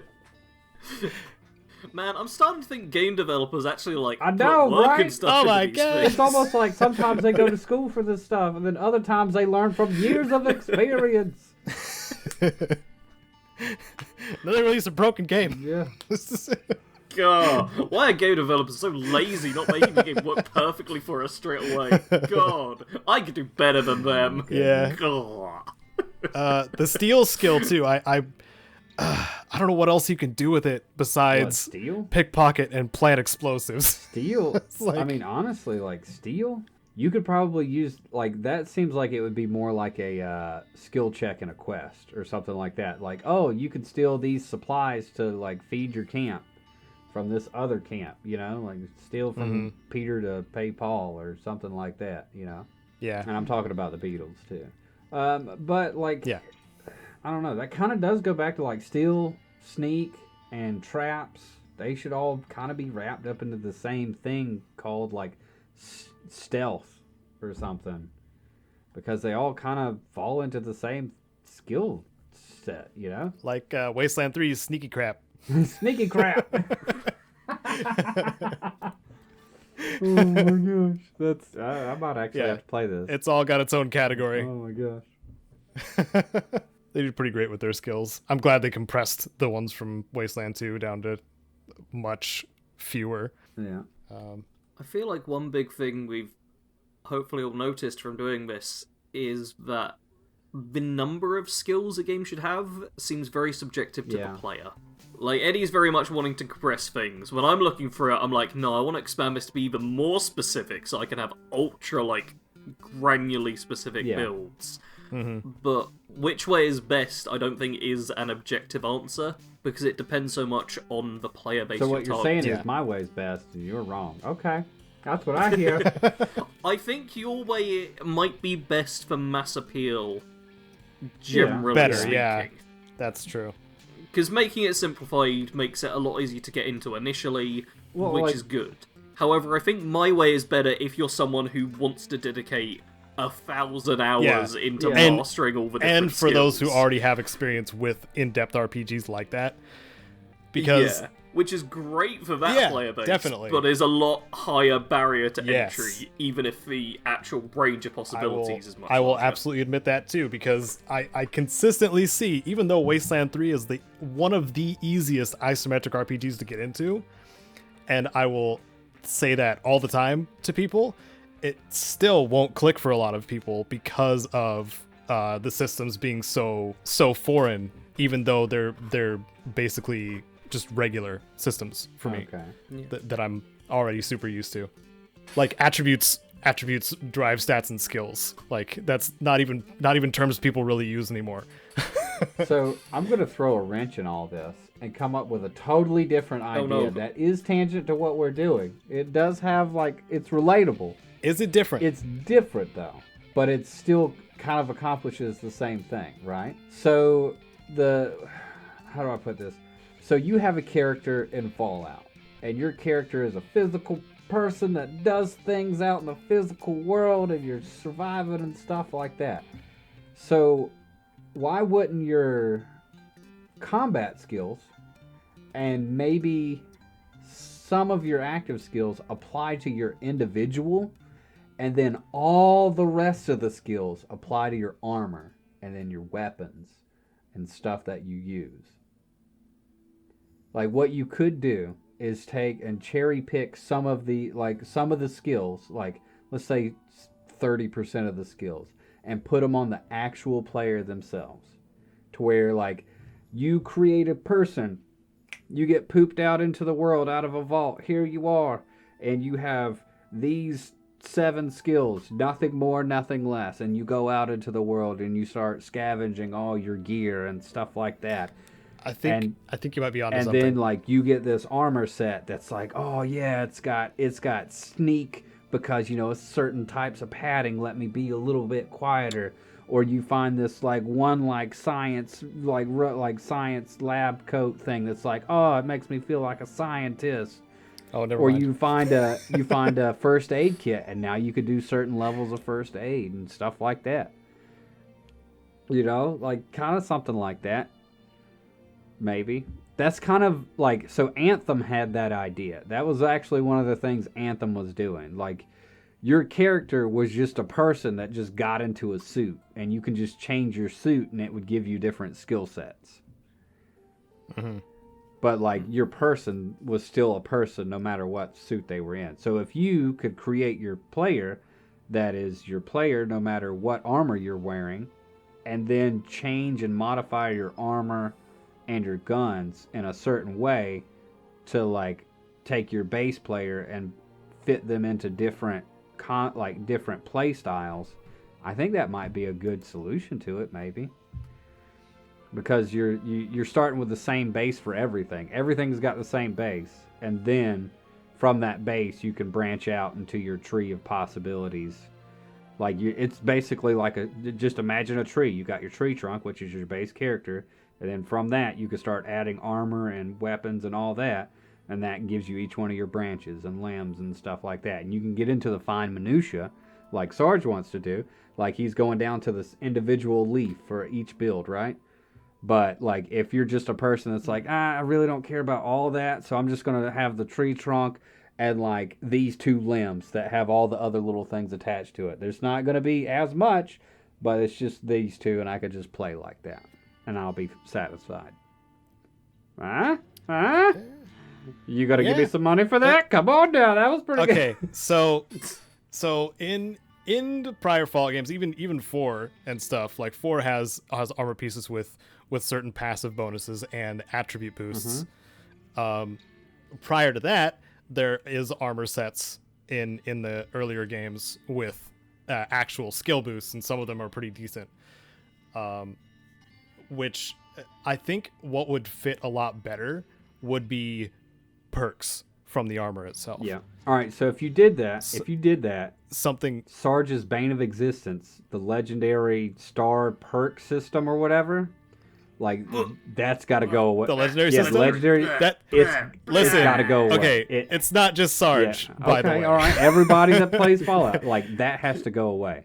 You kind of have to condense it down like Destiny and Outriders, to where it's just this set of armor gets these 3 types of perks, and it's random rolled, and that's it. Oh, like actual uniques? Yes. You mean? Oh, cool. Oh, wow. What a novel idea. Weird. It's almost like somebody thought of that in another podcast. Oh, my God. Mm-hmm. Yeah, I hate the legendary system. just as much as Sarge does. It's so unnecessary and too broad for what it is right now. But like you were saying, like perks and stuff would be the thing. Like a certain, like, let's say like light padded armor, right? Or like whatever kind of armor, or a heavy padded armor had like a perk on it that was always on that type of armor, right? And then it might have had one or two perks that would like, it would be like random rolled, maybe like a loop, like a pool of like 3 or 4 that just constantly rotate to where it's like sneak or medicine or like something like that, to where it could like buff this one stat if you want to go kind of for a build, but you're like heavy armor and you kind of want to like have a little bit of sneak but not so much, or stuff like that. Like certain armors could have the mainline perk, which always gives you that weapons boost or energy weapons boost or whatever, and then it could have like little random rolled things that kind of like push you in a certain direction that you want to go, and that's what you would actually grind for in the game. You'd keep doing it over and over until you got that perfect roll, and then that perfect roll lets you get down into the minutia of the build that you want to get into. I feel like I'm talking a lot, and I'm sorry. No, you're fine. I'm wondering how looter shooter mechanics would work in a Fallout game, and I don't know if it would be an RPG at that point. Fallout 76 is a looter shooter. It's a poorly really designed looter shooter RPG. I don't think so. I agree with that, and that's my biggest complaint with Fallout Like, 76. Okay. Oh, right, because of the whole legendary. Yeah, like thing. if you want it to be more like an RPG, my idea is not going to work whatsoever. You're going to need it to be like more like God of War. Your idea I think would make for a good spin-off. Yeah. Like, I mean, Bethesda's not against doing spin-offs, like they do it all the time. Yeah. So like there are more spin-off than mainline titles than Fallout. Yeah, there are. So I could see that like being Fallout light, but still just a different game in the Fallout like mythos, like in that world or realm or whatever. It's just like, hey, it's a Fallout game, but it's also a looter shooter if you're into looter shooters. Yeah, more gamified, kind of like Monster Hunter World. Ooh! I just thought. Have either of you played like Wolfenstein or anything like that? I've heard that's like a fantastic looter, like not looter shooter, but first FPS. How did they do it? How do they do what? Focused pretty much just entirely on FPS and didn't worry too much about the RPG mechanics, and when skills and stuff were brought in, the player base generally didn't like it. Well, frickin', it didn't help that the characters in Youngblood were annoying. Yeah, no, Youngblood, like, I don't consider that a Wolfenstein game. Yeah, it's not really. Yeah, I mean, even with the Wolfenstein games I've played, the skills are very much like, oh yeah, you've technically got them, but it doesn't matter. It's just like, hey, you go for Okay, it. so it's basically like the old arcade case where you're just like on rails shooting things. Well, that's not fun. That's not fun. I'd almost say it is the modern version of that. It is. Like, but it's also got a pretty dang good story. Yeah, it's still good, but it very much goes, we don't need to be an RPG. Yeah. We're a good shooter. We can put some story in. You can have it. You can still have that good story, but you have to structure it like a choose-your-own-adventure book. Like, if you find a choose-your-own-adventure book with a really good story, you'll read that book like 8 times, 9 times. Just to, like, see where it goes in each one of the little avenues you can go down. And I think... Are we talking about replayability now? Because it's definitely not replayable. Yeah, well, like, see, that's the thing. Like, if you make a role-playing game like that, then that's what a role-playing game needs to be. Like, you need to be able to replay it and have a totally different ending. A totally different outcome. I'm wondering what the connection is with Wolfenstein that I was just asking... doing. I'm kind of lost here. I'm sorry. I was just asking, like, how they did it. Because I've heard that it was, like, a really good game. As far as a first-person shooter. It is. But it's a super... But it's also kind of a one-and-done type of situation. Yeah. Well, that's unfortunate. Like... Bethesda will never go well, kind of like... Yeah, kind of like Hellblade. Like, I will go back and play it every, 3-4 years or something like that. Because I know for a fact it's a really good game. But once I do beat it, I'm good for a while, as opposed to pretty much any open world RPG that I like to play. I will probably play it multiple times in that span of 4 years. So, or play it for longer. There is that too. Like, man, The Witcher 3. I've put so many hours in The Witcher 3. I've only played through it 1.5 times. What? I played through it and I played my story, and like I don't want to change my story. That's weird coming out of me. Like, I'm the type of person, like, I played Mass Effect 1, 2, and 3 at least 5 times each. Each time finding like a different path. But in The Witcher 3, I was just like, I went through the story and I did all the things that I wanted to do, and it felt good to me, and I just didn't want to go back through it again. I was just like, that's my Witcher 3 story, and that's it. Maybe it's just a good story in that case.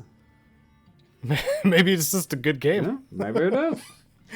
We don't talk about good games here. What are you talking about? Good games? They don't exist. That's why we're here, because we're making them good. We only play bad games. Every game we play is bad. That's why we have a podcast, or that's why you have a podcast fixing them all. So why don't we talk about the bad games we've been playing? Oh my gosh, the bad games. I do my best not to play like truly bad games, but like I've been playing Valheim, and I've been playing Skyrim, and I've been playing. I was playing Outriders. I think I'm gonna move to Titanfall 2 again. It's coming back because it's on Steam right now, and it's like $7. So go get it. But I think I might get back into Titanfall 2 because I really need a good, like, snappy FPS that's not a battle royale. I respect the battle royale genre and what they've done. It's just like that's not my type of like shooter thing, and like I can't. I keep trying to get like I was real big in Destiny 2, and then like Bungie just keeps going down a path that I don't want to go down with their like the structure of their game. Like bad game. Yeah, like I'm Padme and they are Anakin, and I just cannot follow them, and I will not.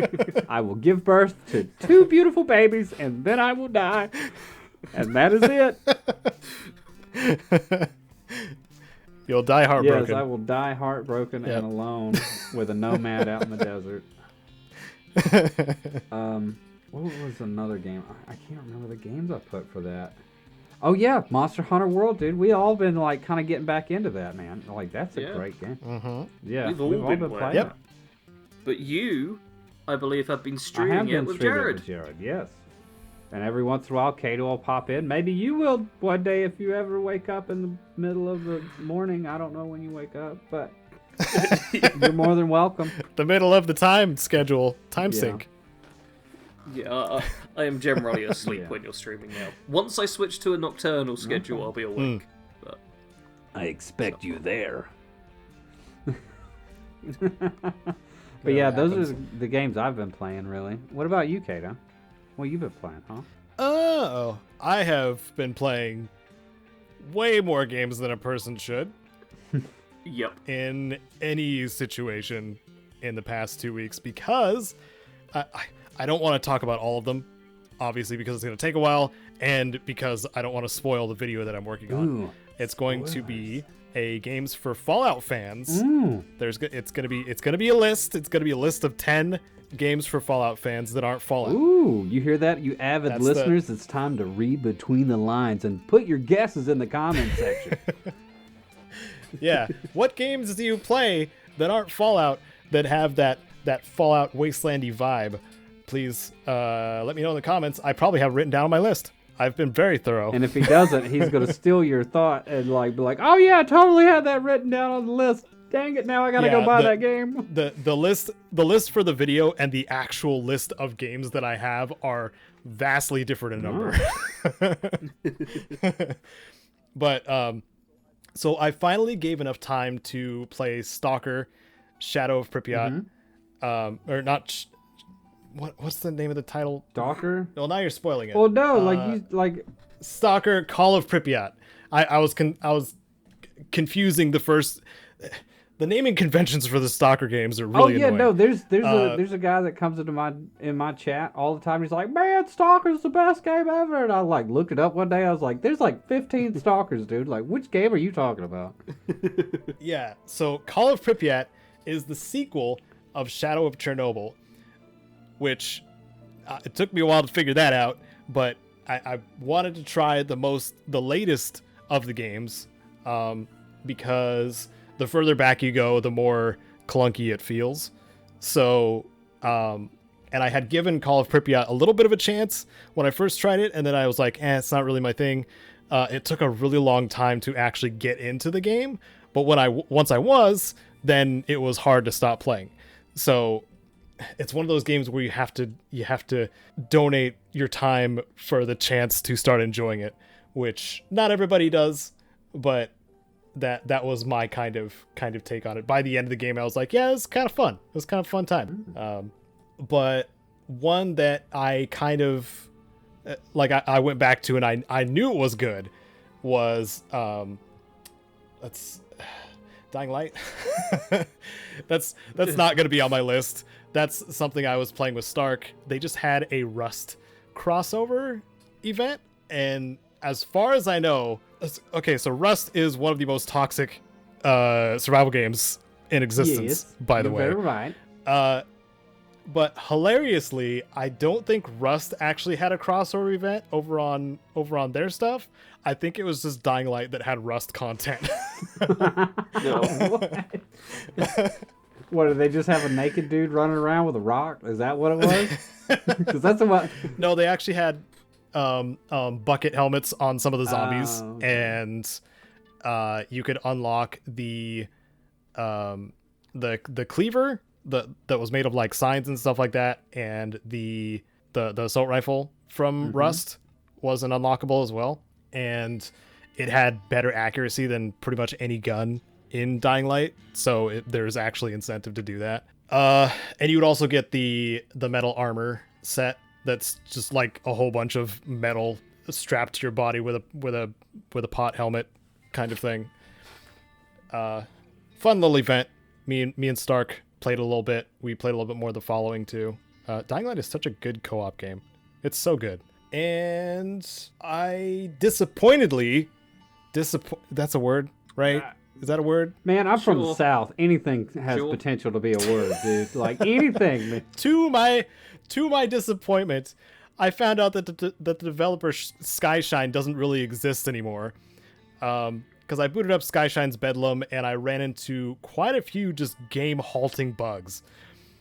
It was the same bug a couple of times. Skyshine's Bedlam is a roguelike similar to FTL, but in a Wasteland setting. You're in a giant rig. You're going from north to south of the map, and you're encountering things on the way. And it's got a strategy layer to it, kind of like XCOM, but more simplified.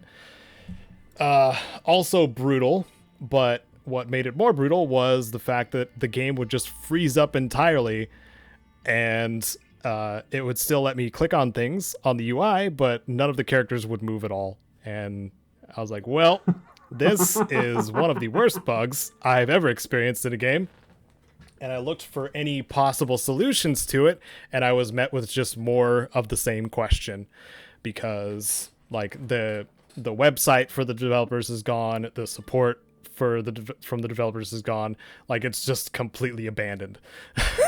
So I was like, man, this was a good game. Yeah. But when it doesn't work, it's suddenly not a good game anymore. So that was disappointing. That was going to go on the list. So a little sneak peek of something that wasn't going to make it was Skyshine's Bedlam, because I enjoyed streaming that. It was among one of the earliest things I streamed. I think anyway. I think it was like in 2017, 2016-ish. Yeah, I had fun on those streams too. I was naming characters after people in chat, and then they were getting killed. Oh, those are my favorite streams. That's always the best. Like, oh, Billy, I'm sorry, you just got in the group. Getting my chat killed is my favorite thing. Oh, he just shot you in the knee. You're in dead. The game. I love doing that with like Pokemon streams and like Tim streams. Like, oh yeah, I just look at you. You just hatched. Oh no, you just got beat to death. That's unfortunate. lastly, I want to talk about Far Cry New Dawn because you already brought it up, Yeah, Eddie. I'm sorry. I ruined it. I ruined the surprise.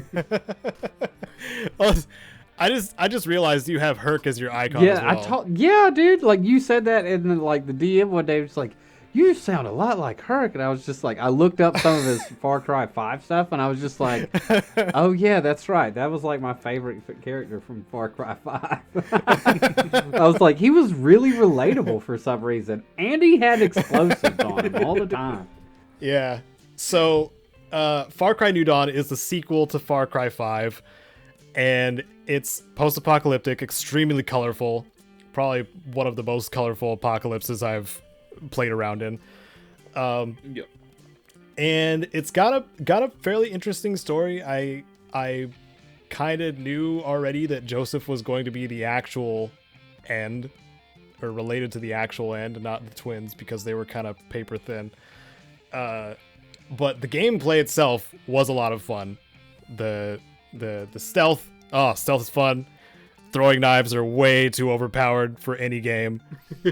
Bows are great. I went stealth, obviously. Whenever there's stealth and it's actually executed well, I'm going stealth. It's too bad there's only so many post-apocalyptic games that actually do stealth well. But Far Cry New Dawn had all the backing or all the experience from previous Far Cry games to get their stealth where they wanted it. So I assume that's what made it, function well, because there was only so many improvements that were made from 5 to New Dawn, Oh yeah, right? no, like basically it was just the same game, and they just threw pink on everything. Well, okay. It was pretty much like mechanically, it was pretty much the same game with like a little bit different map. Yeah, but the companion system was pretty great. I did like bringing Herc until he was destroying mission objectives. Yeah, that's the bad thing about him. Dude, like, old boy loves to blow stuff up, man. You just gotta keep that in mind. It was the most hilarious thing because we were going to get Sharky's wife, and he's like, "Okay, let me help you get Sharky's wife," and he blows her up. We got her! And I'm just like... Sharky's gonna be so happy. And it's There's like, so mission many failed, pieces and I of gotta it. switch to Sniper Grandma. Oh my goodness. It had some of the most interesting and fun companions. Minus what's her name, like Carmilla or whatever her name is, the first girl. She's annoying. Wasn't a fan of her. But Sniper Grandma, also known as Nana, and Timber the dog, also pretty rad. Pretty much D-Dog from Metal Gear Solid 5, but also great. You could pet Timber whenever you wanted, just like D-Dog too. So. As long as you can pet the dog, good companion. All that matters. You can only pet dog meat once in Fallout 4, Sarge. What? That's true. Oh my god. Just one time. So you only pet him once. Yeah. Worst companion. Dude, what a tease. All right. Anyway, Far Cry New Dawn. It was a lot of fun. I enjoyed destroying enemy camps and getting high on bliss. So, Yeah. as you should. Mm-hmm. And what have you been doing, Sarge? Playing stuff. I just started a fresh playthrough of Fallout 4 in survival mode, and it is the way to do a challenging survival mode in a single player game. So much praise for it. It was a really great add-on. I also kind of grabbed Caedo to make him teach me Monster Hunter World, so that we'll be able to all play it together at some point in the You future. didn't really force me into it. I just wanted to help. What weapon are you using? Okay, well, I was going to force Caedo, but fortunately he was willing, so it doesn't seem... What weapon are that you aggressive. using? The gun! The gun. The Light gun. bug. The one that goes... Bop, bop, Okay. bop. Light bow Okay, gun. all right. That's what Sarge is using. All right. Wait, so Sarge is a Bop, bow bop, bop. gun user. Jared's a bow user. Mm-hmm. I'll be a horn user, and you're gonna go bonks. Mm-hmm. So yeah, we got Yeah. two. We got two close. We got 2 range, and we got a support, and we got DPS. Hey, dude, we got a Yeah. raid. We got a party. We got a party. Yeah. We good? Yeah. Now we just gotta fight the behemoth. Oh It'd be great. The other game where we've got a good party is a Warhammer right. Vermintide Yeah. 2, where we have blitzed through it. We have been unstoppable killing machines, and none of us ever died, right? Right, Correct. Caedo? He Right? never blows himself up, and I never blow myself up. Ever. Yep, you two are constantly not killing yourself. I always like to remark on how often you guys don't kill We're in yourself. It is such a great. weird spot right now in the conversation because I know for a fact that a highlights is going to go up yesterday. Yep. Of that very thing. A highlights went up yesterday, as in maybe 2 minutes ago or 2 minutes from now from Oh our my actual God. recording time. Wait, you Would saying be my I got guess. some Caedo content Yeah. to watch right after this podcast? Oh my goodness. Oh. Except for the people listening to the podcast, they'll definitely have already watched it, right, everyone? They'll already be at the Yeah, stream. they'll be at the stream. They won't be Yeah. here or be there. Yeah. Hey everyone, stop listening to the podcast. Go watch Don't it. stop. Bye. Don't stop listening. At least not yet. That was weird. I mean, we're pretty much Oh. Yeah, I mean, I was happy with my Oh, thing that's just as it? the Oh, outro, to be okay. I fair. didn't know you was doing the outro. You gotta say something. If you have any contributions about our drawn out topic about underused skills, I know we were just kind of talking about skills in general and stuff, but please leave a comment to be a comment of the cast. If you want to check out Eddie's streaming channel and stuff that you Yep. do, you can we'll link that down below so you can check him Or out. you can just type in my And- name on Twitch and YouTube. That's all you gotta do. Just type in Crazy Eyed Eddie. Crazy Eyed and Eddie. You'll find me. Yep. But for now, we're gonna go and probably play some video Yes. games like we do. And we'll be back in 2 weeks, Sunday, 10 a.m. Pacific. Take care. Bye.